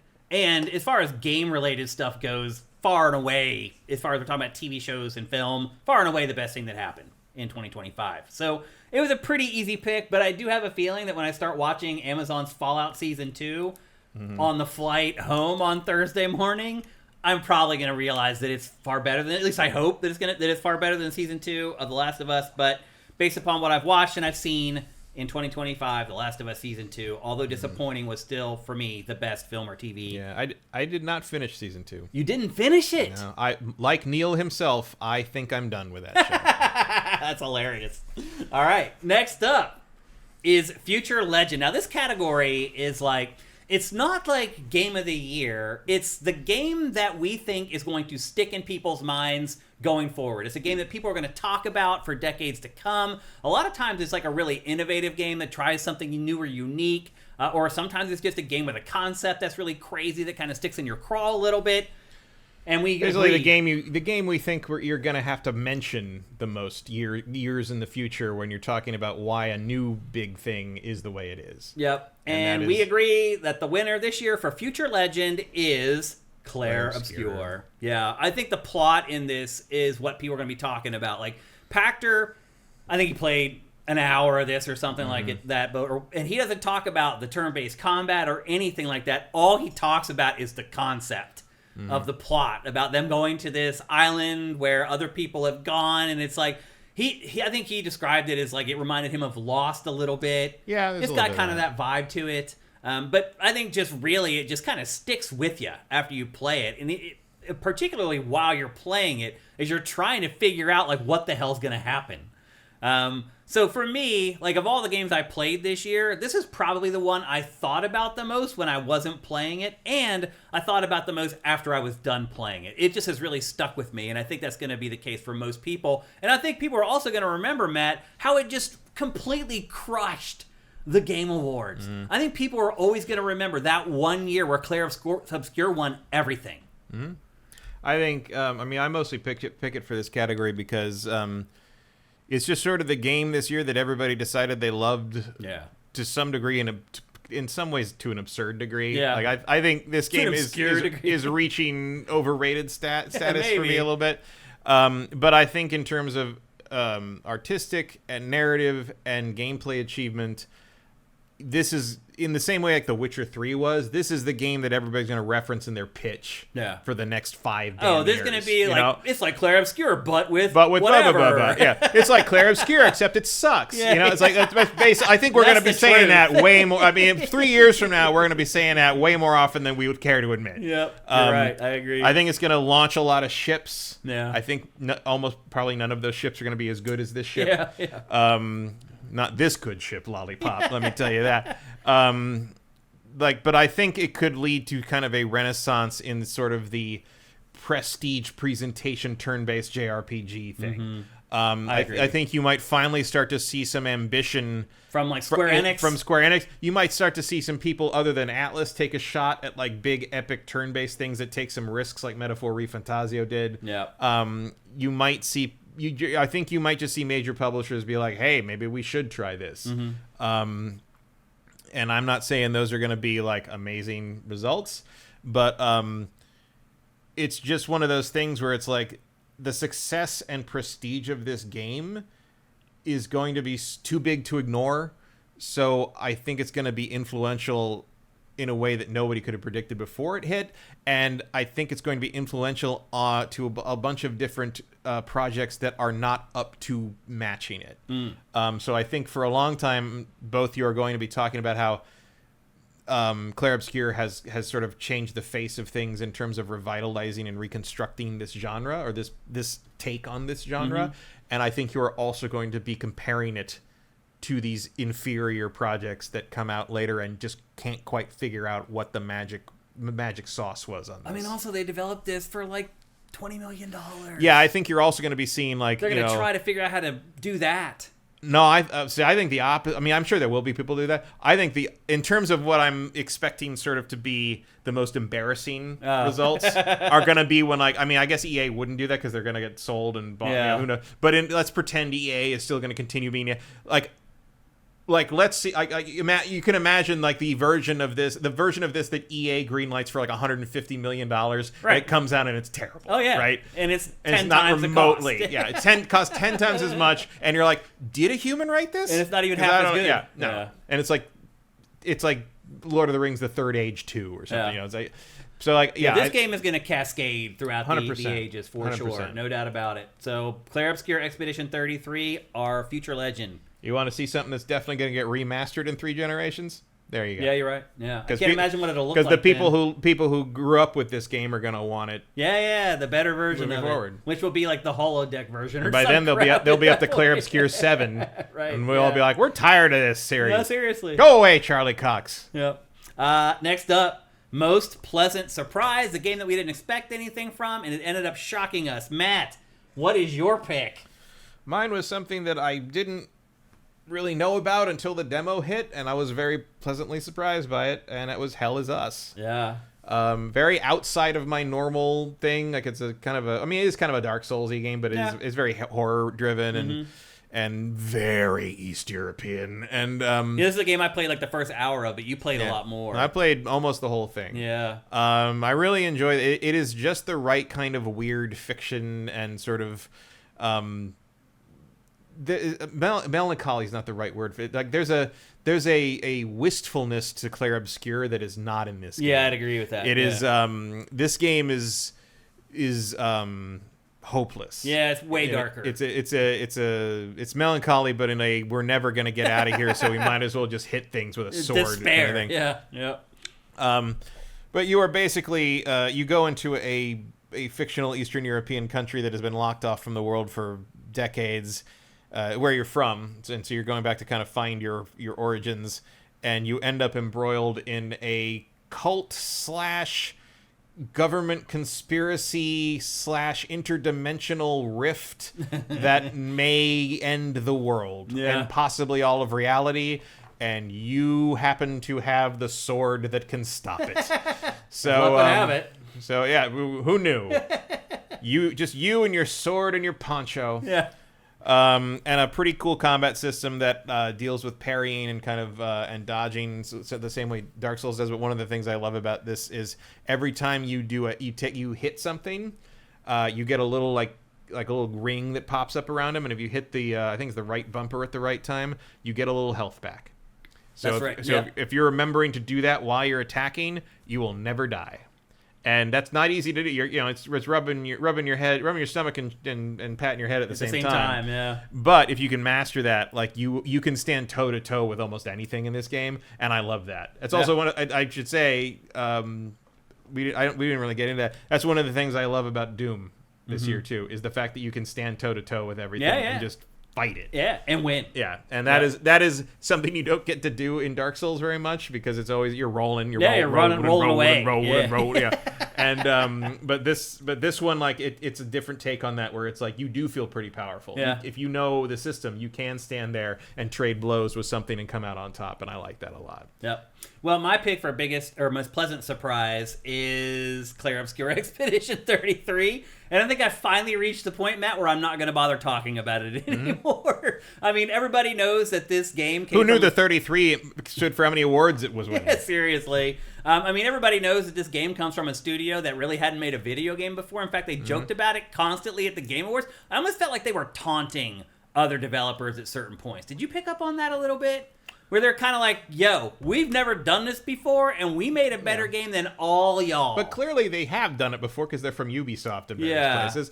I don't know. It was very hard to tell whether they were taunting people or whether they were just French. Yeah, that could be. But the bottom line is that, like, this is a new studio that made this game on a shoestring budget, and, like, hardly anybody even knew what it was. Like, I had seen a couple trailers, and I was like, that looks kind of cool, but, like, so many trailers come through that look kind of cool. It's like, but that one didn't strike me anymore. Like, I didn't really know the story behind the game or anything. And then it was just like, it was a perfect storm of like kind of like the art design and like the early part of the year. Also, not a lot of competition. It's funny how like in this era of this parrying renaissance that we have going on in action games, this team was basically like, what if we put it in a turn-based RPG? It's kind of like how they're making roguelikes out of everything now. Yeah, that's true. It's kind of the same concept. But anyway, I do appreciate that they basically remember, again, I think the most direct ancestor of Clair Obscur is the Shadow Hearts games. Yeah. Which turns out the director of the game has referenced Shadow Hearts multiple times. Yeah. And I love those games, so I'm glad someone else remembers them. How about that? Still alive. Hey, if you got nothing else to do, Atlas, maybe you could remaster those. Yeah. Real fast to cash in on the Clair Obscur trend. That'll never happen. Why? Because it's Atlas. They're about as nimble. That was as them, right? That was Atlas, right? I think so. Yeah. They're not very nimble. Atlas has everything planned out well in advance. They don't really react to what's happening. Just farm it out to somebody. What's Night Dive doing? Okay, next up. You probably have to cut the side quest in the second one where you have to collect dresses for little girl dolls. Yeah. That was very weird. It was weird. Yep. Next up, most disappointing game. One of the kind of fun categories that we have here on the SIFTD Game of the Year Awards. Now, we mentioned this earlier, but we'll remind you that for something to be disappointing, you had to be very excited by the idea. Right. This is not worst game. Yeah, this is not worst game. This is a game that we were really excited to play, and then we played it, and we were like, dang. Matt, what's your pick? Like I said on the Game Face, like, part of me wanted to give this to Bloodlines 2. Yeah. But I realized that I didn't really have any expectations for Bloodlines 2. Yeah, you thought it was going to suck, and it was actually decent. Yeah, it actually was kind of nice. Like, it was like, this isn't as bad as I thought. Okay. Yeah. So my pick for this is Mario Kart World. Okay. And the reason for that is that I'm not a huge Mario Kart fan. But I have never played 8. I never bought it for the Wii U or the Switch. I never played that game at all. In 15 years. In 15 years, I have not played Mario Kart. But this one coming out, and it had like the open world stuff, and it had like the varying track things, and it had the huge cast, and I was like, oh, maybe this one. Like, this looks like it's got more to do. It's got more stuff up my alley. It's got more stuff that like is kind of what I want from this sort of game. And in the end, like, almost everything in this game fell short of what I was hoping for.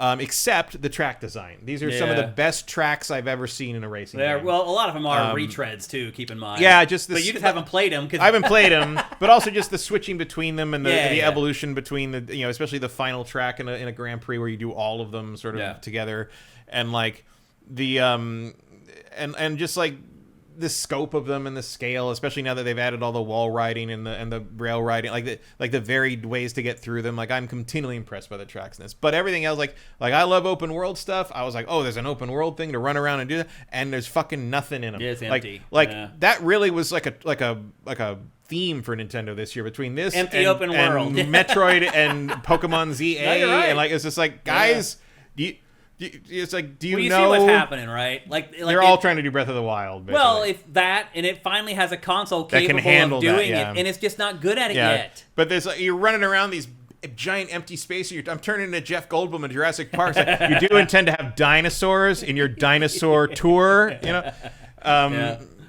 So in the end, like, I thought this was going to be the Mario Kart that I could kind of finally sink my teeth into, and I haven't played it since the episode we did about it. Oh, wow. Like, I wish I hadn't bought it. Well, I mean, I got it packed in with the system, so right. At least you got it on a discount then. And I'm not sorry about the Switch 2. I played some good stuff on it, but and I don't think this game's bad. Yeah. I didn't hate it or anything. It's just, I was really hoping this was going to be the first Mario Kart I got really into since like 64, basically, and it just wasn't. Didn't happen. Yeah, I hear you. And look, all your complaints about it are valid. The announcement that they're not really doing any DLC for it kind of like really killed my hope. I'm like, well, they'll add some things and some other stuff, and like, it'll be fun to see new tracks, it'll be fun to see new characters. Maybe they'll do some non-Mario character. No, you got the whole game. You're done. Yeah, they do fix stuff a lot, but you're right. They're not adding like new content and new features, which sucks. I hear you. So look, I really like Mario Kart World, but every single one of your complaints was valid. Mm-hmm. So I can totally understand that. And my pick is also, we're kind of beating up on the Switch 2 here. It's a Nintendo disappointment year. But I think if you watch not the episode of Game Face we just recorded, but last week's Game Face, you probably saw this coming. And my pick for most disappointing game of 2025 is Metroid Prime 4. And I mean, I drafted this in our fantasy draft. I think it was literally It won you the fantasy draft in the end. It did in the end, I guess. Only because it was the last game, though. Yeah. Not because it scored great. No, but still, if it got two fewer points, we would have been tied. Yeah. I mean, I drafted this like 3 or 4 years in a row. I'm sure you expected this to be a 90 or something. I thought this was going to be a mid-9, yeah. I mean, I had reservations because it had been a while since Retro had made a Metroid Prime game, but... Well, also because Metroid, they've struggled to follow this. I would argue, hot take, I mean, I love Metroid. It's my favorite Nintendo franchise. Mm-hmm. But I would argue that there's only 2 great Metroid games, and it's Super and Prime 1. Yeah. And every other Metroid game is basically chasing that dragon. Yeah. And they've never found it. I mean, those are the 2 best for sure. Yeah. I mean, there's no doubt. And, I mean, a lot of people consider Super Metroid the best game ever. I can see that. A lot of people do. That. Like, I think EGM gave it the best game ever. It has ranked number 1 on some things, yeah. And it is. I mean, you go back and play that game, and that game still holds up. Still does it. And this game is not going to hold up. No, probably not. It's not a bad game. It's just that my expectations for it were sky high. I thought it would be. Look, I really like Metroid Prime 3. Like, I like Prime 1 and Prime 3 a ton. I did not like Prime 2. I thought this game would at least be as good as Metroid Prime 3. It's not. It is not as good as Metroid Prime 3. I do like it more than 3. But you do? Yeah. Because you don't like the motion controls. I don't like the motion controls in 3. And I think 2, I think almost everyone can agree 2 is the weakest in the series. I think this was fun. This pretty much met my expectations, but I wasn't. I thought it was going to be way better than this. I drafted it second or third overall. Obviously, I thought it was going to be really good. If you notice, I think I've let you have it. You kind of have. Because I didn't trust this at all. To be fair, I drafted like first or second pretty much. True, I didn't give much of a chance. But I still didn't trust this game, really. I was really the game is great and I enjoyed it, but I was really disappointed by it at the same time. Those 2 things can be true at the same time. I mean, that's kind of like Mario Kart for me. Like it's kind of the same thing I said. Yeah, so it sucks because we may never get another Metroid Prime. It hardly sold in its first week in the UK. The second week in the UK, it was out of the top 10. Well, it only sold a little bit less than Dread.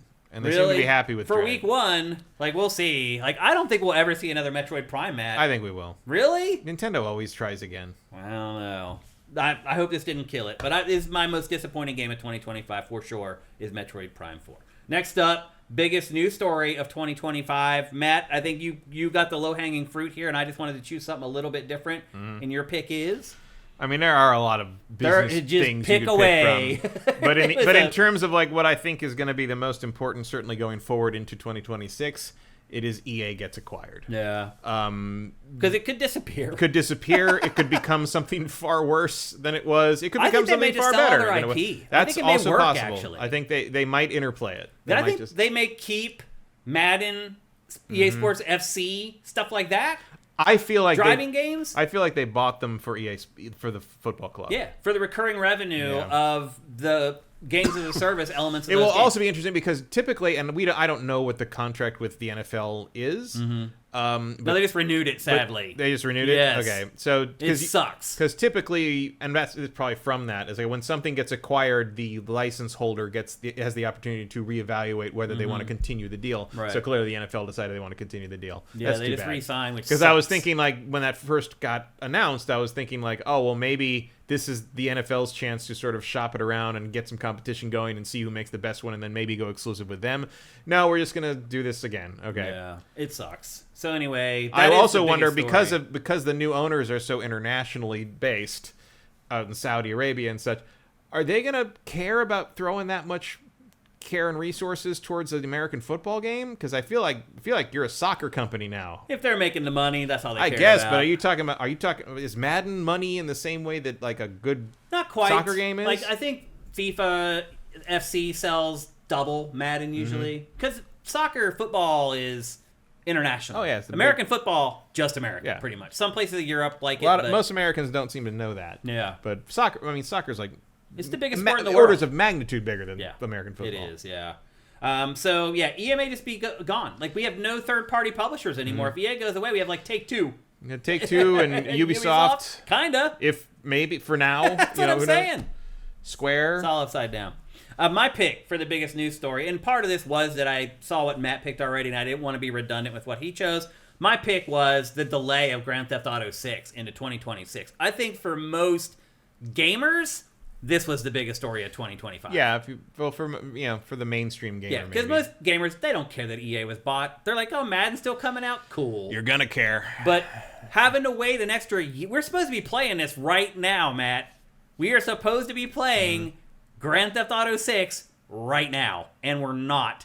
And I think for most people who just play video games, that was the biggest story of 2025. That Grand Theft Auto did not come out. Most of the casual people I know do not know this game is coming. Really? Because there's been no commercials. Right, they haven't done anything. There's only 2 trailers. There's still only 2 trailers for this freaking game. Yeah. That's the other thing, how Rockstar has just treated its fans. Like, they just keep coming back for more. Well, because they know that the fan base is automatic. Yeah. To make this a hit, you've got to pull in the normals. It's a cult.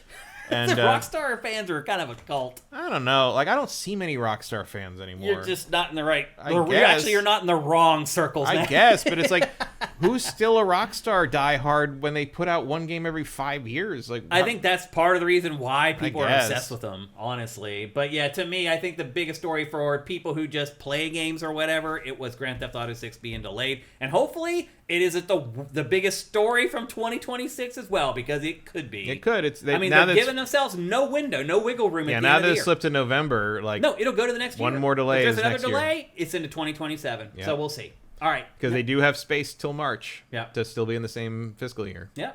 That revenue will still count. And Take-Two will be like, that's fine. Yeah. Mm-hmm. All right, next up is the worst game that we played. This is not us saying like this is the worst game that came out this year, because we know there's some game on Steam that one person worked on for 3 hours. It's the worst game that came out. This is the worst game that we played this year. Games that we were tempted into playing and then discovered that that was a mistake. Matt, what's your pick? So the worst game I actually played this year is an indie game called Dead Static Drive, which is kind of like what I just described. Yeah, which was pitched as Grand Theft Cthulhu. Oh, in sense of like it's like the old Grand Theft Auto, like pre 3D Grand Theft Auto. It's like a 3/4. It's made by like one guy. He's been working on it for like 8-9 years, and it finally came out, quote unquote, 1.0. And I was kind of interested, because it looked kind of janky, but I'm like, I can put up with some jank if it's a cool new idea or new take on things. It's kind of a road trip across Route 66 and like old, a little bit Kentucky Route Zero sort of stuff, except with like Lovecraft shit thrown in. And I bought it and I played it for an hour and I refunded it with the angriest note I have ever. Like, I never say nasty shit about one of these things. I'm like, this game is not finished. The idea that you are charging money for this is disgraceful. Yeah. But it's like one dude trying to make this thing he wants to make, and it's like there's no engine sound in the game. You're driving everywhere, and the car is silent except for screeching tires. And people are in the discussion on Steam like, "What the fuck is this?" And he's like, "Well, it was more immersive. We found when there was no engine sound." And everyone's like, "What the fuck are you talking about?" And so it's just shit like this. So I don't want to pick on that game, but that is the worst thing I played. Okay.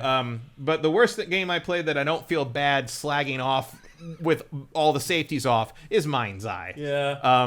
Because fuck this. Yeah. Like, you want to talk about something that never should have been charged. No one should have ever charged money for. Yeah. Here they you go. haven't given up on this game. They're still developing it and updating it. They just put out a free demo of it. Like, I think there's a big sunk cost problem. They're delusional, is what it is. Like, Leslie Benzies cannot admit that he because this is still like tied with that whole everywhere platform thing. Yeah. Which is what they're really trying to sell. Yeah. Like, I agree with you. This like is the whole business plan for the whole company is kind of tied to this in a way that they can't quite admit, or they're going to have to admit that they fucked the whole thing up. Which they did. Yeah. Yep, it's the Grand Theft Auto that wasn't. It is. I mean, that's really the scummy thing. Yeah, in case you ever like wonder, like, well, what's really special about what Rockstar does? Yeah. Everything. Go play this game and you'll figure it out real fast. Yep. I mean, even like compared to like the last Saints Row. Yeah. It's like, oh no, Volition really was good at what they did, Saints even Row when they didn't pull it off. Wipes the mat with 100%. this game. It's an open world game. First of all, this is not. It's fake. Like. Yeah, Leslie Benzie's eating some humble pie on this one. I don't care how many times he yells at his employees. He can't escape the fact that this is his problem and he's going to wear it. That's all there is to it. My pick... You might as well wear it because you sure as hell can't play it. Yep. My pick for the worst game that I played is a game that I just talked about last week, and it's a game called Horses. It is like... Horses. I was fooled into playing this game because of the subject matter. It is a disturbing game, and it is very... Controversy got ya. Yeah, it did. Yeah. I fell for it. I am also a sucker for like low-budget horror movies from Europe, and this game gives off that vibe. And it sucked me in, and I played it, and it is horrible. And it is a game called Horses, where you play as this college student who comes to work on a farm for the summer, and he finds out that the farmer is basically holding people captive, and they're like wearing horse heads, and then one of the humans is like wears a dog mask, and he starts sending you out to like feed the humans, and then it gets into this whole thing where the humans then it gets into this thing where the humans start talking to you and trying to get you to help them, and it just... I will say this, it is a twisted game, but it's also a really bad game. You can see. Yeah. Just look at the B-roll. I mean, and you can see where I'm coming from here. I would love to see concepts like this given a little bit more love and attention, because I think the concept is cool, but the execution is a bit... Gaspar Noé style game that actually is as artistically driven as Gaspar Noé is would be interesting. Yeah. But this ain't that. This ain't it. Yep. So there you go. Worst game I played this year was Horses. Next up, the game we didn't get. This is a category where we look around and we see these games that other people really love, and we're like, really? You like that? Kind of like that game that was in the Game Awards. What was it? Orbitals or whatever. Yeah. I was like, really? You like that? I didn't get it. So that's what this category is all about, Matt. What was the game that everybody liked but you didn't seem to like in 2025? Well, this one was pretty easy. Because this was Donkey Kong Bonanza. Yeah, I knew what your pick was going to be for this one. Yeah. For sure, yeah. No mystery. I mean, in summary, I don't see it. Yeah. Like, I didn't really like anything in this. It was completely uninteresting to me. And, like, not that it was done badly or it was, incompetent. It's just nothing this game is doing is of interest to me. Mm-hmm. And it seems to me that it's doing what it's doing very well. Yeah. But I just don't care. Yeah. And like I do think it's graphically very impressive. Yeah. Technically, like I think it's actually a pretty solid demonstration of the Switch 2's ability very soon after Switch 2 sure. launches. Yeah. I thought it's a shame it didn't launch with it because I think it would be a pretty good It demo. probably would have more momentum as well. Although it sold like 4 or 5 million units already. I mean, it did fine. It was launch window, no question. Yeah, for a small installed base, it sold very well. But it's just kind of would have been cool to be able to like advertise this as like your big launch thing. I know Mario Kart World was the thing, but like most people I know who got wanted a Switch like 2, a single player, right? But also I was gonna say most people I know who got a Switch 2 like this more than Mario Kart. Yeah, I mean, I would agree with that for sure. Yeah. But it didn't click with you at all. Not a single thing about this clicks with me. Yeah. It doesn't help that I don't like Donkey Kong as a character. Yeah, I mean that's a huge detriment. I don't like the Donkey Kong Country games. I didn't like Donkey Kong 64. Like Donkey Kong is just not my thing. Yeah. So, and I guess like I mean this definitely falls into the category of game we didn't get in the sense is like, yep, I'm the only one who doesn't like this, but I get why people like it. Yeah, It's just not something I care about. Yeah, fair enough. That's what this category is all about. The game that I didn't get, that everybody else seemed to love, was Hollow Knight Silksong. I still don't understand why this game is a big deal. It's a Metroidvania, and it's hard. It's Hollow Knight 2, that's why. I mean, but maybe I should just say the franchise in general. Why do people like this so much more than other Metroidvanias? I don't get it. That is a good question. I think so I'm mostly, because I don't think this is the best. I don't think this is the best Metroidvania stuff around either. Yeah, I mean, look, I don't think it's bad or anything. I just don't get why it's such a huge deal. I think so. From what I can gather from the people who really love this game, and sometimes from arguing with the people who really love these games, because I didn't get that with Hollow Knight either. I'm just like, it's cool, but I don't understand why everyone's going so fucking nuts. Undertale is another one I don't get. That people love. Undertale is a cultural problem. It really is. Yeah. Undertale is the spiritual successor to the Homestuck fandom, and why some people should not be allowed to talk to one another. But it comes down to basically like I think the people that love this series seem to like really like the idea that it's a Metroidvania that is difficult and respects the skill of the player. I'd agree with that. Because I do think a lot of Metroidvanias, even the indie ones, are pretty easy. Yeah, they break eventually. Yeah, you get overpowered and can push your way through with just sort of brute force, and that simply isn't true of the Hollow Knight games. I mean that's a good point. They do reward skill very much, but also they're so big and so long that like there's a point at which you're just sort of like, can I just get through 4 screens without some kind of horrible challenge? It just felt hopeless to me to finish it. I was like, could probably play this for the rest of my life and never finish it.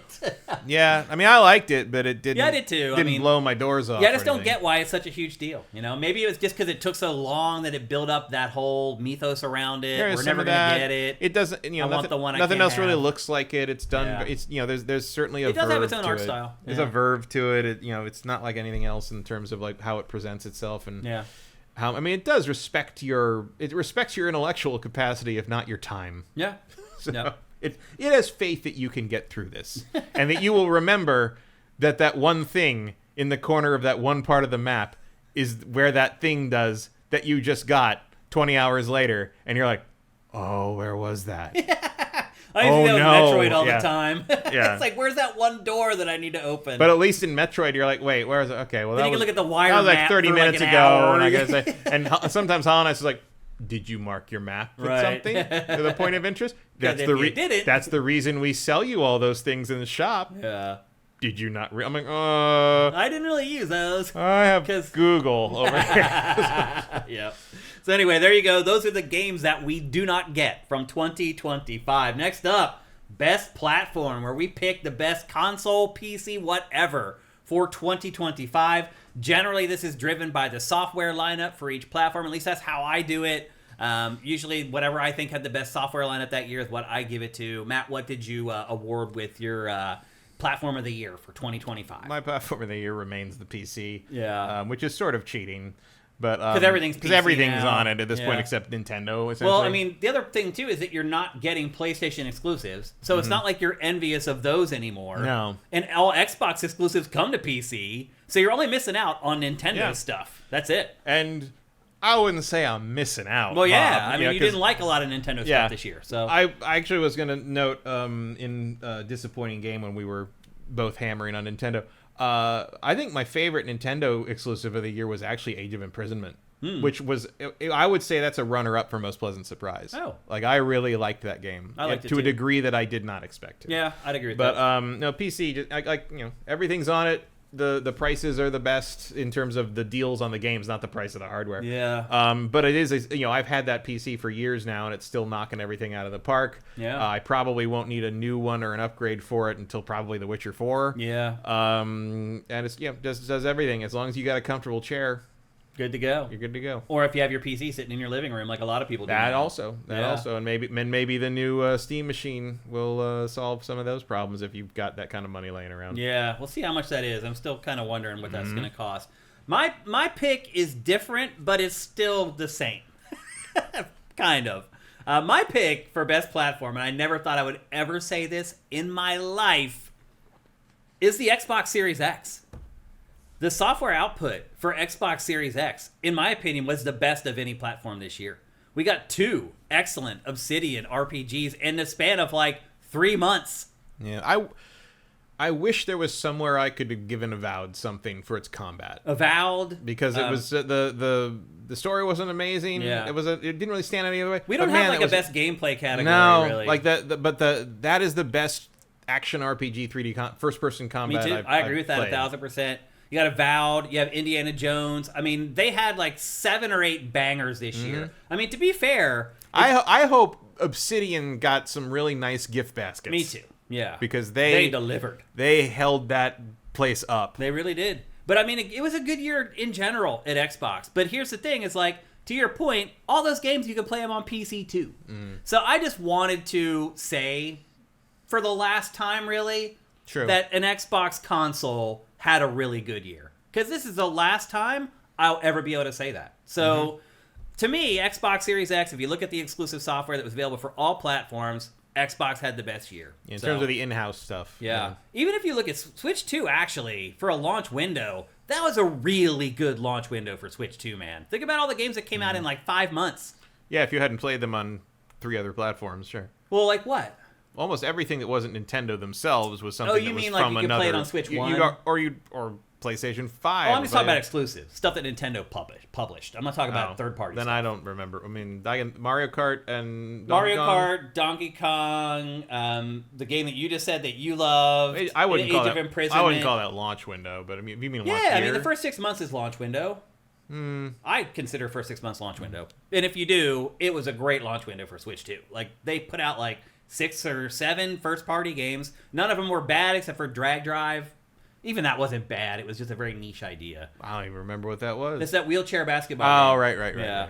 But anyway, I thought Switch 2 had a great year, but Xbox's was better. So for the last time that I had an opportunity to give Xbox Best Platform of the Year, I'm giving it. Also, Welcome Tour was not bad. Yeah, that's another one that wasn't so great. You're right, yeah. Should have been in the box, boys. But I think, honestly, that's the best launch window for a Nintendo console ever.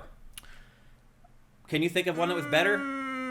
I mean, there are people who would say that Mario 64 beats everything by itself. I wouldn't say that. I don't know if I agree with that. I could understand that ideal, but I would not say that. I think my favorite Nintendo launch window was the GameCube. It had Smash Brothers. It had Rogue Leader.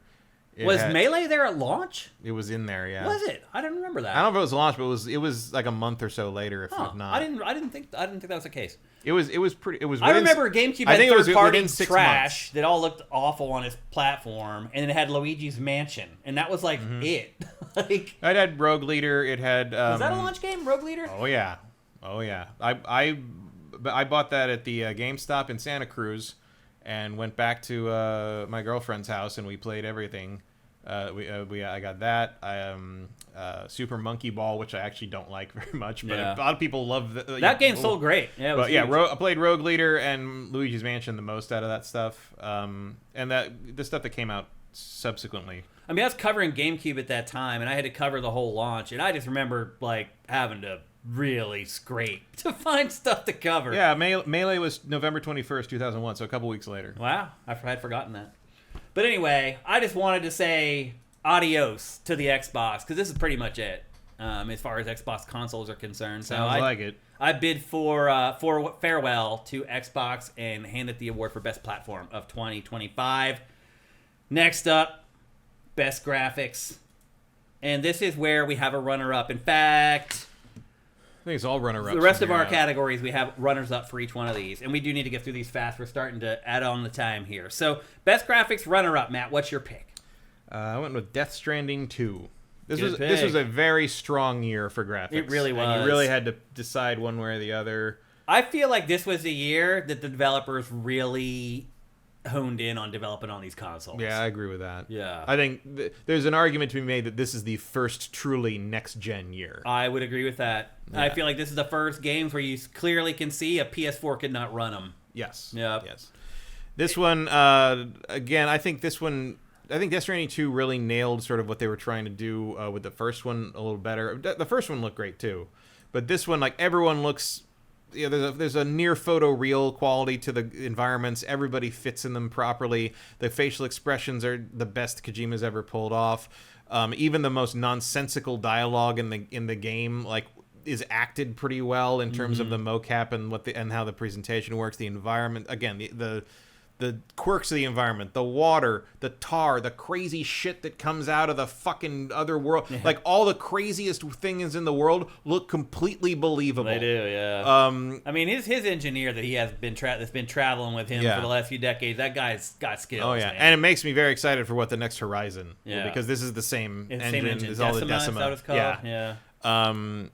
But yeah, like, I was very impressed by it. And his B-roll makes your case. Yeah, it all looks awesome. I am usually not someone who just like automatically likes photoreal or realism. Like, I generally tend to go more for art style, but I spent this whole game just being blown away by how I was skeptical, but even like how well the it's the Yakuza guy.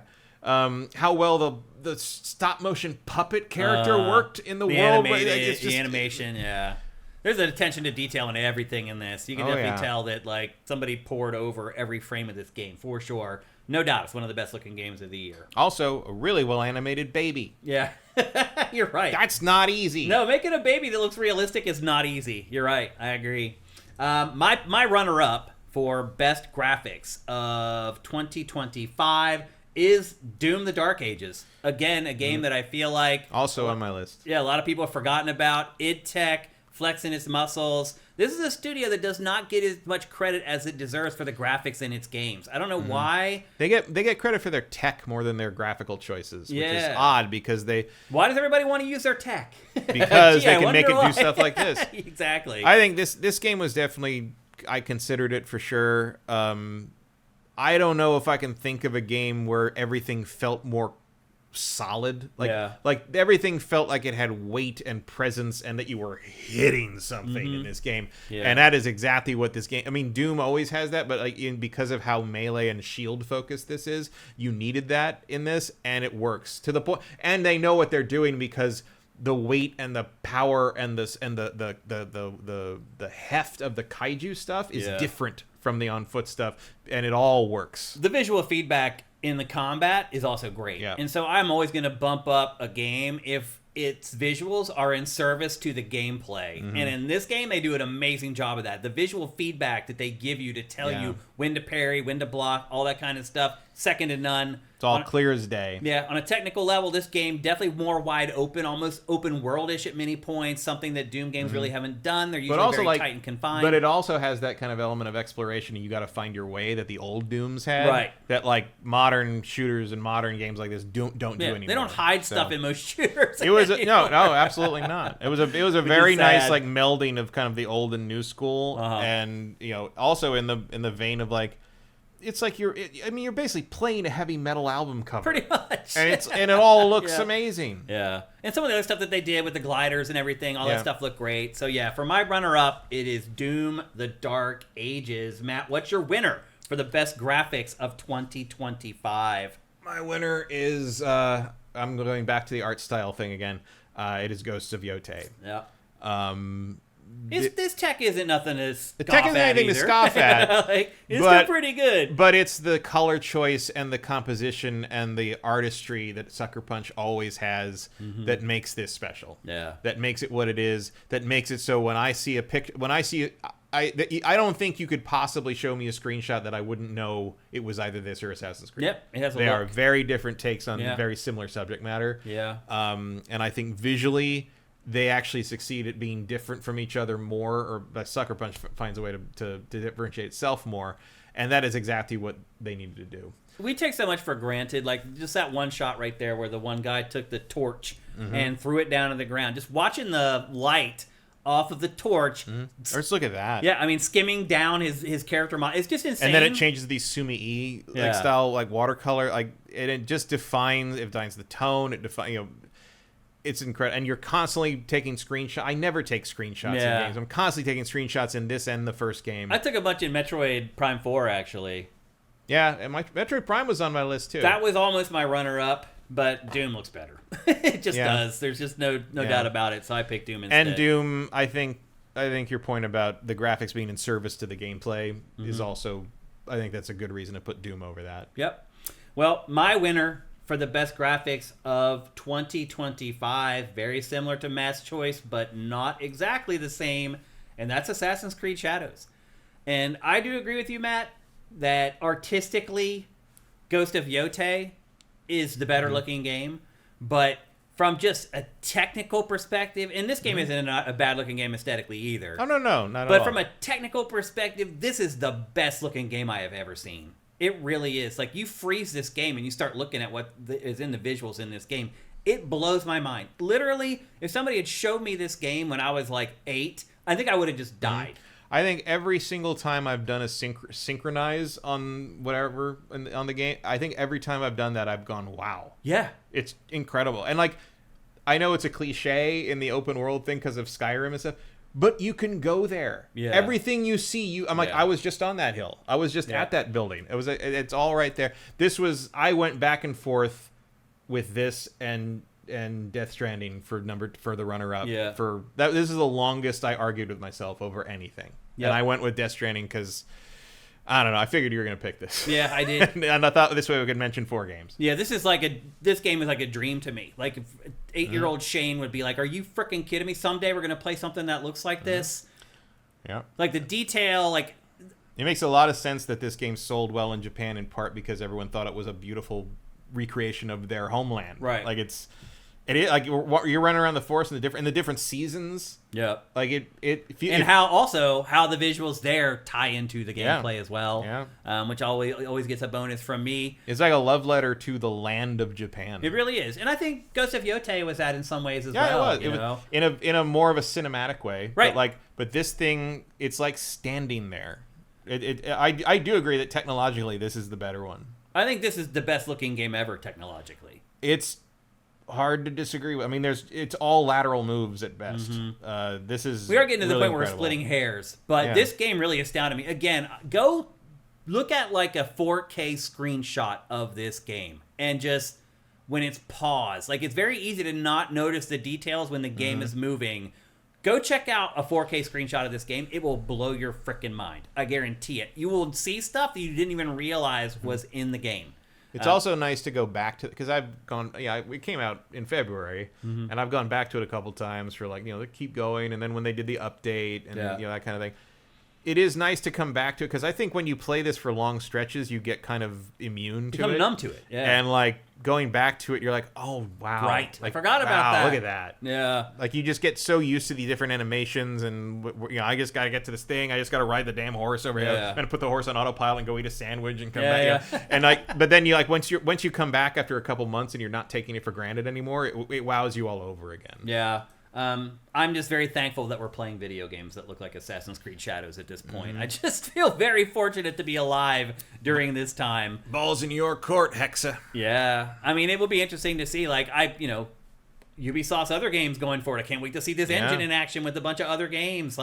If we ever get any more Ubisoft games. Yeah. Yeah. So anyway, my pick for best graphics of 2025, Assassin's Creed Shadows. Next up. And we're getting down to it. We only got a couple left. Next up is the most innovative. And this doesn't have to be a game. It could be a product, a piece of hardware, whatever. I don't think anyone's going to pick Switch 2 for this, but you never know. But yeah, most innovative. And it's not most innovative game. It's just most innovative whatever. And what is your runner-up, Matt? My runner-up is The Alters. Yeah, very deserving. I was very impressed by, like, I've never quite played anything like this in terms of the concept and the concept being realized. And I think that's one of the things that's really cool about this is you kind of get introduced to the cloning idea and the idea that all these versions of the main character are different people. Yep. And you're like, okay, that's a cool sci-fi idea, but like, you know, that's probably gonna be a cutscene. But as you continue to make clones and you realize that a huge chunk of the game is this like navigating this social maze of versions of yourself that do not relate to you and they're different from you and don't like you. Like there's a bunch of like clones of yourself that hate you. I hate myself. And it's both a fascinating science fiction concept and it's a fascinating gameplay idea. I'm surprised nobody has done this before. And they do both of them. Yeah, it's like it was one of those things where I'm like, even when I was looking over this category, I'm like, can I pick the altars? Because I'm like, is this not like anything else? Like, it's not. Like the closest. There's nothing else like it. No, not really. I mean, I guess there's a little bit of Pikmin in it. A little. It's like you're just making more of this guy and like throwing him around. But the Pikmin are all the same. They have personalities. And they're different colors. And they obey you. In this, like the people are like, wait a minute, like I don't know if I want to do that or not. They have free will. They all have very different ideas about what it means to be themselves. And of course there is the element of like by the end of the game, it's like, well, there's only going to be one of us living through this. So, and you know, I'm the boxer. Yeah. I'm the serial killer version of you. Yeah, and it was interesting how you went through those like branching threads where you could choose a story path and everything. Yeah, it's very and it determined which clones you had access to because these are all they're basically you're running like a simulation of your DNA experiencing different life cycles. Yeah, and that determines their traumas and their likes and dislikes and what they've been through and what they want. Yeah, but these are, I mean, again, the things coming out of these pods are versions of yourself that have lived these alternate lives and have no idea they're coming into a shipwrecked, like stranded on another planet space exploration problem. Yeah. And that's part of the trauma of it is like, yeah, I made you out of whole cloth and none of the things you remember in your life actually happened and I just need you to like go move that box. Yeah. And it's just like, yeah, no wonder they fucking hate you. Yeah. Like, Yep. So yeah, and the fact that they were able to make that both a narrative device and a gameplay element was very impressive. Yep. My runner-up for most innovative game is Donkey Kong Bonanza, mostly just for the destruction tech, the stuff that I talked about earlier about how they've figured out how to work with the cameras, even when you go underground, to make sure that the game is playable. The fact that they made destruction the primary gameplay thrust and then designed the game around it is classic Nintendo. Find something that's fun to do first, and then build the game around it. That's what they've done with this. I guess in a way it's the opposite of Tears of the Kingdom. Yeah. Like in that game you build a bunch of shit. It is. In this game you smash a bunch of shit. Yeah, you destroy it all. Yeah, but there's kind of elements of that because when you start dealing with like the picking up and tearing and throwing stuff, there's elemental stuff that's kind of like Breath of the Wild-ish where certain types of terrain that you pick up do certain things with other types of terrain. And you can kind of shield surf. You can. Well, I mean, that's an element in the game. Yeah, you can totally shield surf. Like, and it does a good job of building upon the abilities, but always the focus is the destruction, the destroying the world. I had a lot of fun in this game just digging down as far as I could, seeing how much of the world I could just wipe out. The other thing that's really cool about this game is like you do all this and then you leave and you come back and it's exactly how you left it. Every little divot that you took out of that world, the game somehow remembers that. When you come back, it's just like it was when you left it. I can't think of any game that has this kind of a technology in it. So Skyrim? Skyrim remembers where every single item you ever placed. Right, but I mean like terrain deformation, remembering terrain deformation like this. Yeah, I'd have to remember terrain deformation games. There aren't many. Not too many. First of all, and definitely none that had a budget like this game. I mean, that's the thing. A lot of indie games may come up with concepts like this, but they only have a limited budget to realize the idea. Yeah. Nintendo was like... I mean, Minecraft does it. Yeah. Nintendo was like, here's this crazy idea, and we're going to throw like $30 million behind it. Like, only Nintendo would do that. And so you're only going to get experiences like this with a game like Donkey Kong Bonanza, so it is my runner-up for most innovative game of 2020. Yeah, I guess Red Faction Guerrilla does remember, but Red Faction was very limited in what you could actually dig through. Yeah. Yeah, but you also knew like what you could and couldn't dig through. It's pretty easy to tell by the way the polygons kind of looked. Mm-hmm. Yeah, this game and really everything after the first Red Faction, everything was pretty much just buildings. Yeah, It wasn't a lot of terrain. No, you're right. Actually, yeah. And you couldn't just dig down and you didn't have the freedom to just blow stuff up and dig it up the way you do in Donkey Kong. It was incidental. Yeah. And then your winner for the most innovative thing you fiddled around with this year. My winner for this was Clover Pit. I was surprised and enthused to see this because I showed this on Game Face a couple weeks ago. So I tried it because it looked interesting. Uh-huh. And yeah, I mean, I guess there's not really anything super innovative in terms of the concept of a roguelite applied to yet another idea.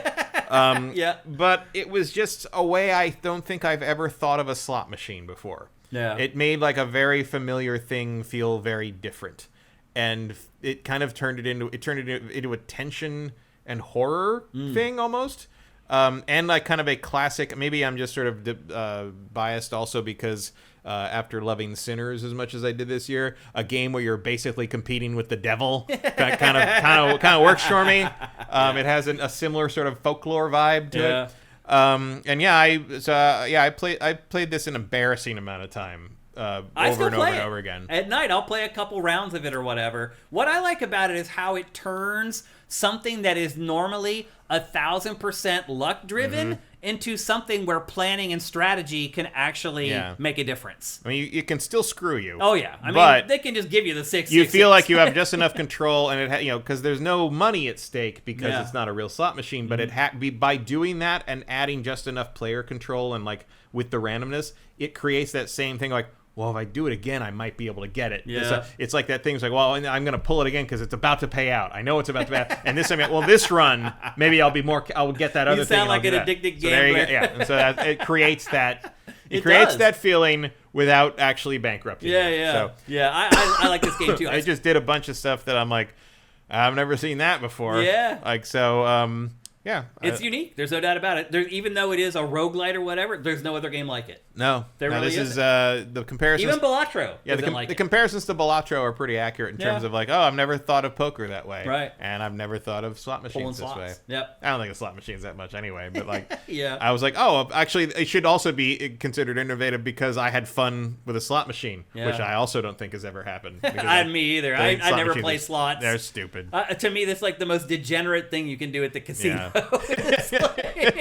I just feel like a scumbag sitting there pulling the lever. Especially because they don't bring you free drinks anymore. They don't at slots anymore? No, I think Vegas stopped doing that most places. Really? Because that's what a lot of people do. They'll sit and play the penny slots. You don't get freebies at casinos as much as you used to. No, that's true. Yep, that's true.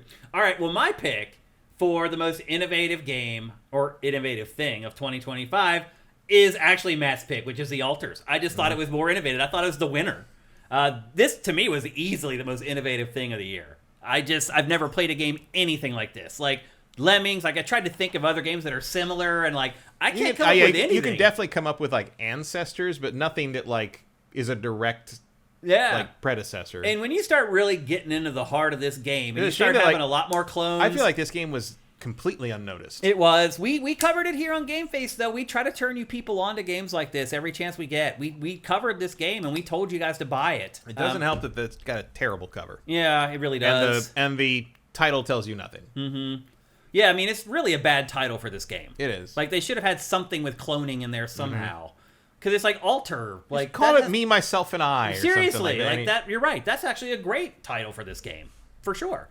But the bottom line is this game is great, and it is very unique and innovative. And the further you get into it, the more innovative it starts to become. At first, you're just okay, I'm ordering around a couple of dudes. This guy's kind of grumpy. But you get 10 hours into this game, it all just gets blown up and goes haywire. And that's when it gets good. So the Altars, to me, easily the most innovative thing that I messed around with in 2025 in video games. Great game. Go out, buy it, people. I don't think you'll be disappointed. A great thing to ask for Christmas, I think, the Altars. Yeah. If you don't feel like paying for it for yourself. Mm-hmm. Okay. I bet it'll be a good price in the holiday sales. Yeah, you should be able to find it, at least on a discount right now. It's also on Game Pass if you're still paying $30 a month for that. Yep. Next up, most anticipated game of 2025, which means that all that's left is our game of the year. Mm-hmm. So we actually have a runner-up for this as well. Our runner-up is the same, Matt. Yep.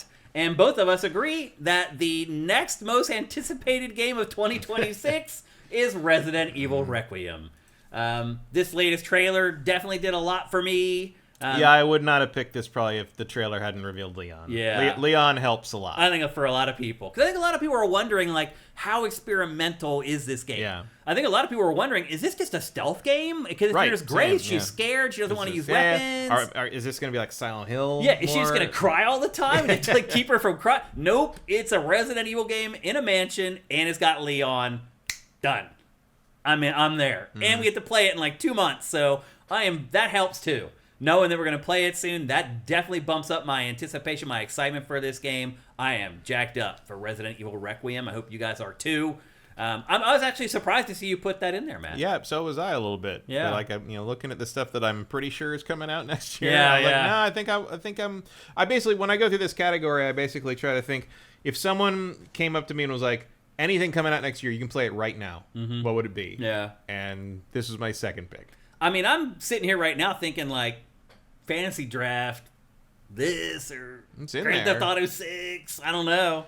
It's hard to know, like, because GTA feels like maybe it's coming out, if it does come out and you don't have it, you're gonna be real mad. But if it doesn't come out and you do have it, you're gonna be like, I wasted my first period.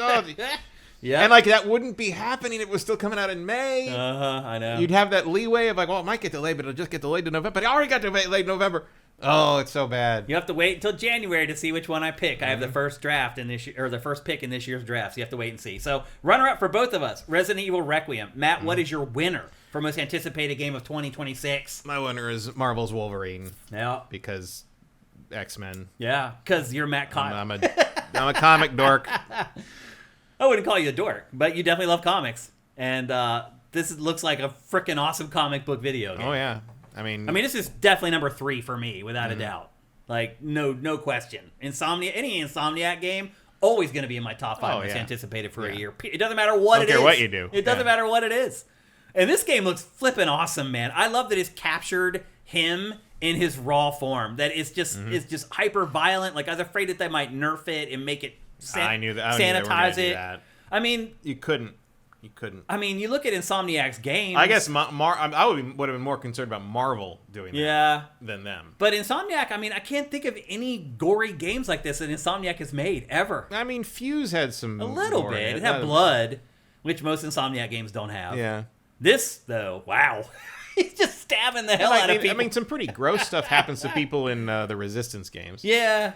More sci-fi. Yeah, not stuff. like dismemberment necessarily, but like people mutating it. I mean, it's just some body horror. Getting burned by acid and stuff like that. Yeah. But this. The point is that it's like you're making a superhero game out of one of the most popular superheroes in the world, and maybe parents aren't going to expect him to be cutting faces off. There's going to be a lot of kids that get But this it's like game. That's what he does. I mean, a bunch of the movies have been rated R. It's the real Wolverine. It's Wolverine. It's exactly the way they should have made it. Insomniac is doing what he does. Exactly what they should be doing. What he does isn't very nice. Yeah. Yep. All right, well, my pick for most anticipated game of 2026, you probably guessed this already since I said that it wasn't Wolverine, and it's Grand Theft Auto 6. I want to see what 13, 14 years of game development with the biggest budget possible is capable of.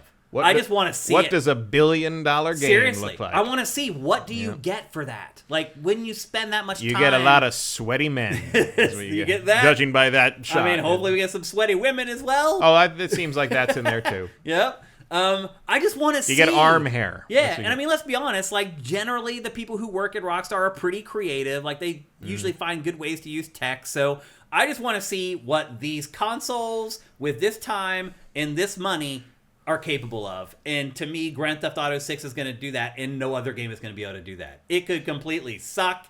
It could be the greatest game ever made. I don't know, but I want to find out. And there's no other game I'm more anxious about finding that out about than Grand Theft Auto 6. So, and again, this may be a moot point when it gets delayed in 2027, but for right now, it's my most anticipated game of 2026. Yeah, I think this would probably be 4 or 5 for me. Still in your top 5, though?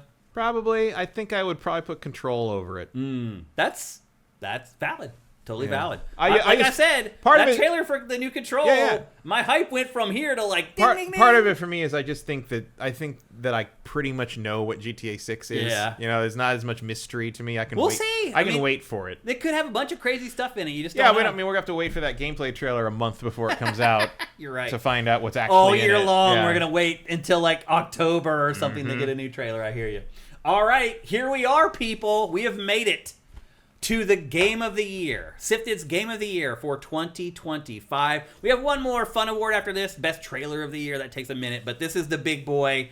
This is the one that matters. Matt, what is your runner-up for Game of the Year for 2025? The runner-up is Ghost of Yotei. I am not surprised at this at all. Didn't think I was going to shock you with this one. Definitely not. Again, love Sucker Punch. Love this series, now that it is a series. Yeah, it really is. Really enjoyed all of it. I thought it was a great follow-up. Played it maybe more Did you like the Yotei 6? Did you like that whole sort of structure and concept and everything? Yeah, I liked all that. I thought they were interesting. Each one of them I thought was interesting. Yeah. And they kind of like were identified with the different locations you were in, and it gave you a reason to travel through the different parts of the map, and you could pick and choose where you wanted to go for each one. Each area was like kind of very clearly rewarded you with a different kind of weapons. So you knew you could go to different places and like, gather all your weapons and then go after them and stuff. It was all very open, very ready to play the way you wanted to play. I like Erika Ishii in the role. I think she's a cool character. I thought the pacing in this was very good too. Yeah. Compared to Assassin's Creed Shadows especially. Oh, yeah. The pacing in this is way better. Assassin's Creed is just like, I've played as much as I've played of a normal game, and now I just became an assassin. Right, yeah. Like, you're like, oh, you're still introducing gameplay concepts. It's 40 hours in, sir. Yeah. Now, this one gets you up and running real fast. Yeah. And the combat is a huge improvement over the first one. I think not that I don't like the first one, in that way, but more flexible. More flexible. The different weapons are great. It's definitely the best use of the Kusarigama. I think the Kusarigama in this is better than in Shadows. Yeah. Although the Shadows, I like that weapon in general. It is generally it's good, and it is a secret uber weapon in Shadows as well. Like, just to be clear, but I just like the way it's implemented here in a different. Like the combat in this is so fluid, and it's a gorgeous game. One of the best looking games of the year. On top of it all, and audio is great. Characters are really engaging. Like you remember. I mean, it's not often in these open world games where I remember all these different characters I've encountered, and when they come back near the end, you're like, oh, it's that guy and that guy. But I do that with this one and Tsushima. And honestly, the Horizon games, too. It's good and violent, too. They don't pull punches on this. Oh, yeah. You understand why they're afraid of her. And they are. I love that about the game, too. Yeah. And you get a little bit of that in Shadows, too, where you traipse around the open world and people are like, get away, oh, my God. That guy. Oh, my God. Yep. Or that girl. Oh, yeah. Well, if they know who she is, they're afraid if they just see a 6-foot man. Yeah, Forget Yasuke's a little taller than your average person from that era. Yeah. Like double. I mean, I think he's about 6'6" or something. Yeah, I mean, he might be double some of the people. That era, I think I don't know about Japan, but I think the average height of a general person in that era was about 5'6". Yep. So, Yep. All right. Well, my runner-up for Game of the Year, this probably won't surprise people, look based upon some of the stuff I've been saying earlier and some of the other awards I've given, but my runner-up is Donkey Kong Bonanza. I mentioned earlier that it was the most fun I had playing a video game this year. I like different vibes from games. I like the vibe that I get playing a game like Ghosts of Yotei or Assassin's Creed Shadows for different reasons. I like the serious tone, the story of that stuff. I like this game for the actual interaction with the game, the actual gameplay, interacting with the game world. This game also is very, very well paced. It's just like this nonstop roller coaster ride. There's no downtime in it at all. It does get you into it. Yeah, I mean, it just goes. It's just they're constantly giving you new stuff to do, new stuff to master. Like, even at the 40-hour mark of this, I was still getting better at the game, learning how to use the tools, getting better at the rip and tear stuff. So I was learning and getting better playing this, dozens of hours into it. It's obviously a gorgeous game. I don't know, probably technically this is stronger than Metroid Prime 4, but I think artistically Metroid Prime 4 is stronger. So yeah, I think visually Metroid Prime 4 looks better, but Metroid Prime 4 is not doing anything as technically impressive as the digging and the blowing up the particle effects and all. I mean, it's not doing anything remotely that ambitious. And on a technical perspective, this is also a gorgeous game. I would argue that the color choices in some of the worlds were a little garish. Yeah, but that's also just sort of Yeah, the art in this is not very good. Fit, and I hate. That's my biggest complaint. I hate the new Donkey Kong design. Yeah, I really don't like. I don't hate it, but I like the old one better. I definitely like the old one better. I like his doofy sort of persona before than who he is now. I don't like how his fur sticks out. Yeah. There's something about that bugs me. Yeah. I like his face. I think he is, like, as a character design of the face looks fine, but like, brush your fucking fur, dude. Like, I mean, that's not from this game. As I thought that of him in the Mario movie film, too, because that's where the design came from. I just had a complete blast playing this game. Like, I never got tired of it. I loved it until the minute I finished it. I've even gone back and messed around with the DLC, which I never really do anymore. And I will admit I didn't enjoy the DLC all that much. But to me, this game is like a well-designed toy with direction. It's this thing that you can mess around with and have a good time, but the game just gives you these subtle little hints to keep you on target and keep you moving forward. Like I said, the pacing is incredible. I just had a really, really good time with this game. The platforming in it, another thing I feel like probably could have been a bigger focus, because this is a 3D platformer, but the jumping in this only really starts to get difficult towards the end. They probably could have ramped that up a little bit better. I'm guessing they did that so the kids wouldn't get frustrated in the early going. But otherwise, I really love Donkey Kong Bonanza. It is my runner-up for Game of the Year for 2025. And here we are, Matt, the moment where we pick our winners for Game of the Year for 2025. Matt, what is it? Dispatch. I haven't played a game I like this much in years. Wow. Wow. I put it this way. That's big words. I have no criticisms of this. Yeah, I really don't either. This game is flawless. Other than things that are just intrinsic to the genre. Exactly. Yeah. It's like, it's not going to transcend adventure games or the Telltale style of adventure games, because but it is the best one that's ever been made. Yeah, it is the pinnacle of this form. It is. In a way that I don't think I knew was I never expected them to be like this. Because it's been a long time. It has. Where everything was just kind of simmering. And there's been good ones, certainly. Yeah. But this game blows me out the back of the room every episode of this. Yeah. And the way they all end with this gut punch. I can't wait to play the next one. If you love Invincible, there's something here for you, because it tackles a lot of the same themes as Invincible, but better, I think. Yeah. And if you love BoJack Horseman, oh boy, do you need to play this game. Seriously. Because it is so much the same mindset and thematic work, and even the same setting. It's in LA, and Aaron Paul is the main character, and just kills it. Kills everybody does though. Everyone does, but Aaron Paul is the main character. He's the anchor of everything, and he is every single line is gold from him. He's so good, and he even talks about how, like, he'd never done a video game before. He'd never done anything like that before. Which is hard to believe. I'm like, well, sir, you're gonna do them now. Yeah, you went from 0 to 1,000,000 there. Jeffrey Wright is his mentor guy. He's amazing. Like, I love every character. I love every episode of it. I love how it all works out. I couldn't wait to play the next episode every absolutely. time. And I would do things where I'm like, okay, I'm going to play one more episode, and then I got to go do this thing, and I'd just be like, nope, we're just going to keep going. It's that good. I've gone back through it to, like, pick the other options and to try to get better at the actual game part. Like, I really enjoy that. I would play a game that's just sort of the assigning people. I'm hoping we're convincing people to buy this game. I hope so. Like, I don't know what else we got to say. It's phenomenal. I mean, as long as you don't mind coarse language. As Nick Etoile said, you got to get okay with a lot of stuff real fast, because this is a hard R. Yeah, hard M. Very hard R. Yeah. It's like HBO original R.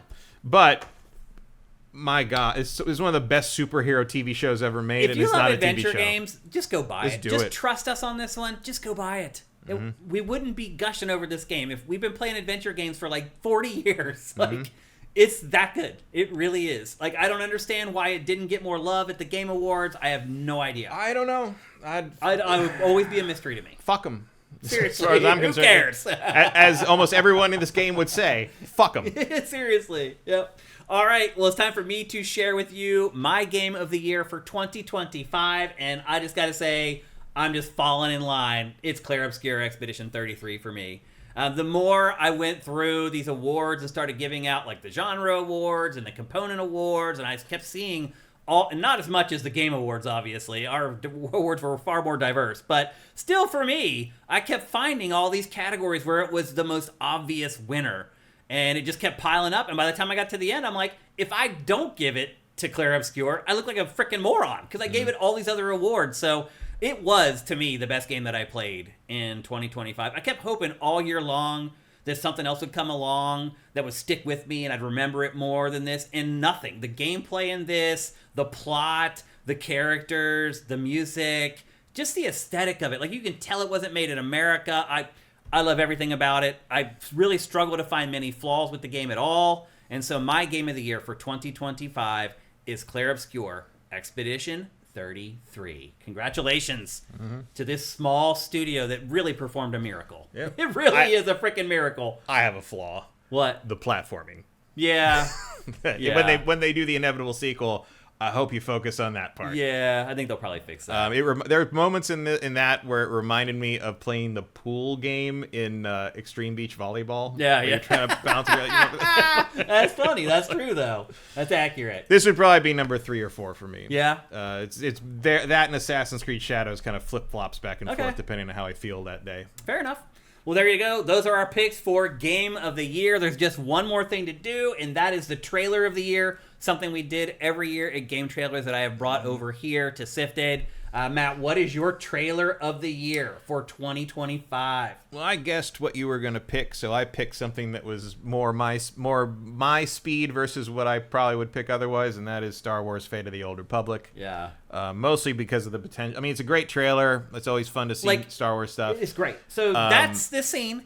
This boom. is for you. This is for you and I, Matt. Yep. This is for the hardcore Star Wars fans, so that when you first see that, boom, you know who it is. Look at the shape of the thing there. Look at the old used universe element. The stains on the glove. It looks like a lightsaber. The thing, like, you know exactly what. Well, it looks like the same technology. It looks like an X-wing stick but an old one, because like a modern, what quote unquote Galactic Empire era wouldn't have these ridges. It wouldn't have the extra stuff on it. Like Old Republic stuff is a little older. It's a little more. It's like going to Cuba and seeing the old 50s cars driving around. And then you hear the sound effect of like that Millennium Falcon style engine sound. And you're like, oh, it's Star Wars. That's for sure. Yeah, because I'm like, that's Star Wars. Oh, that is Star Wars. Yeah, for sure. I love the scene where you see the swiveling chair and her walking down the ramp to get off the ship, and then when you see her walking off with the droids, you see the thing. It's just, they nail the Star Wars aesthetic. It's perfect. I can't imagine how you can make a better trailer for this game. Yep. I mean, certainly in terms of like announcing its existence. The debut teaser.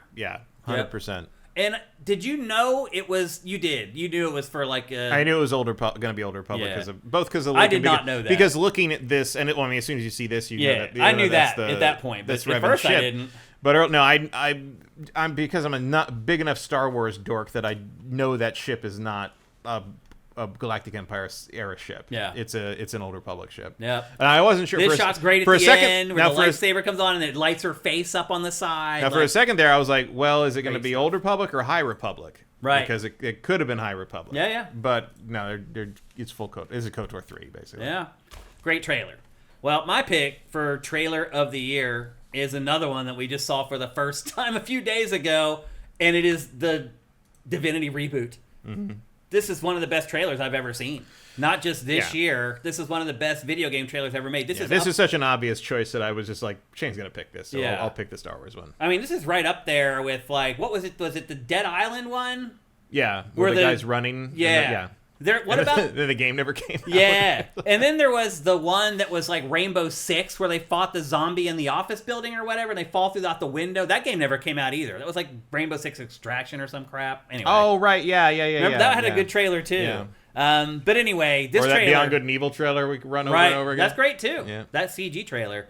This is one of the best trailers ever. Like, it literally turned my stomach like 5 frickin' times. And it takes a lot to really get me with stuff like this. And it tells you everything you need to know about the world of Divinity. The world and the people, and oh man. It got me excited to play the game, but terrified. I'm like, oh my god, look at these people. They're psychopaths. Like, this is crazy, man. Like, there's the one shot where there's like some woman having sex with like a lizard in front of the children. Like, this trailer is just off the frickin' chain. I mean, public executions used to be family entertainment. I know. It's really crazy, dude. But anyway, this trailer is awesome. I think one of the best video game trailers ever made. Wicker Man, this dude, and I'll say this too. There was a trailer. A really good trailer just came out for Diablo 4 for the latest expansion for that. What's it called? Like Lord of Pain or something Lord like that. Lord of Hatred. Yeah, they just put out Blizzard just put out a CG trailer for that. That's also really good. I highly recommend you go look that up on Sifted and give it a view. But man, this trailer just shook me, man. Like I can't really put it any other way. It is my trailer of the year for 2025. And there you go. That's Sifted Game of the Year Awards for 2025. A big thanks to all you guys who stayed on the stream. Lord of Hatred, Case Money reminds us. I know we didn't interact with you guys as much, but as you can see, we just had to go through these because it was going to take a while. We have so many categories. But you guys stayed in the chat and kept engaging with us on each award. Case Money says Divinity's right there with that original Diablo 4 cinematic. That's really good. And above that was somebody who mentioned the Old Republic trailers from the MMO. Those 3 Blur trailers, which to this day I think are some of the best Star Wars anything ever made. Yeah, they're really good. Like that's the one where the Sith show up again, and the Master and the Apprentice have to fight them off, and the Master sends them off to get away, and that is one of the greatest Star Wars scenes ever made by anyone in any medium. Yeah, like those are fantastic. Thanks. We got people on YouTube still. Thank you guys for sticking around the whole time as well. And just thanks to you guys for a great 2025. Lots of big stuff happened for us this year. Like we're streaming on YouTube. We never did that before this year. It's been great to have this whole new audience over there. It's been great to still maintain our Twitch audience despite us also streaming on YouTube. Like you guys have just come through. So I just want to thank all you guys. I want to thank everybody who has been giving us donations for the last couple of weeks. If you want to do that, go to donate.sifted.net. That would be awesome. But you guys are just so generous and just amazing. Like I'm just so lucky to have an awesome community like you guys following our content and watching our content. It's just thank you. That's all I can say. I hope 2026 is even better than 2025, but I really thought 2025 was going to be an incredible year. And it kind of ended up being a little disappointing. Yeah, because remember, all the games were kind of delayed out of last year, and were supposed to come out this year. But a lot of them. A lot did come out, but I think a lot of it, a lot of it was good. Yeah, but not a lot great. Yeah, not spellbinding. We'll see what happens. I mean, we got a lot of heavy hitters on deck for the next year. I mean, we got a Control sequel, we got a Resident Evil sequel, we got maybe GTA, we got Wolverine. Like that's a murderer's row already. So we'll see. It's gonna be a good year, and hopefully you guys are gonna be along for the ride with us. God knows what Nintendo's got up their sleeve. Yeah. Well, that's it for us for 2025. Again, thanks for everything, people. Whether you watch us on YouTube or on Sifted or Patreon or Twitch or wherever, thank you guys for helping us and supporting us this year. All the bits you've given us, all the Twitch Prime, all that stuff. I don't forget it, man. It really means a lot. I appreciate you people going above and beyond to help us out. So I hope you guys have an awesome holiday season no matter what you celebrate. You too, Matt. Hope you guys have a happy New Year. On New Year's, please be safe. Don't drink and drive. Take an Uber. Set up a designated driver. Don't drive drinking. It's the worst thing you can possibly do. I've lost friends to it. Please don't do it, but make sure you have a good time as well. You know I will. And all those donations you've been sending us for beer, I promise you, keep an eye on my social media. I'll be posting photos very soon showing you exactly what I bought with that beer money that you gave me. So thanks, everybody. Nightwing is reminding us that the new Fallout's out now. So maybe tonight, if you have some time, you can watch the first couple episodes of that. Like to go to New Vegas. Yep. So much love to you guys. I appreciate you so much. I can't even really put it into words. And I hope you guys have an amazing holiday season. And we'll see you guys in 2026. Again, keep an eye on our social media. That'll let you know when we're ready to do the next episode of Game Face. Because we got some stuff going on here behind the scenes, too. I need a little bit of time to do. I'm doing some tweaking to Ask Shane. I'm doing some tweaking to Game Face. And anyway, be excited for 2026. I think it's going to be awesome. So thanks, everybody. Everybody have a great holiday season. We'll see you next year. Peace, everybody.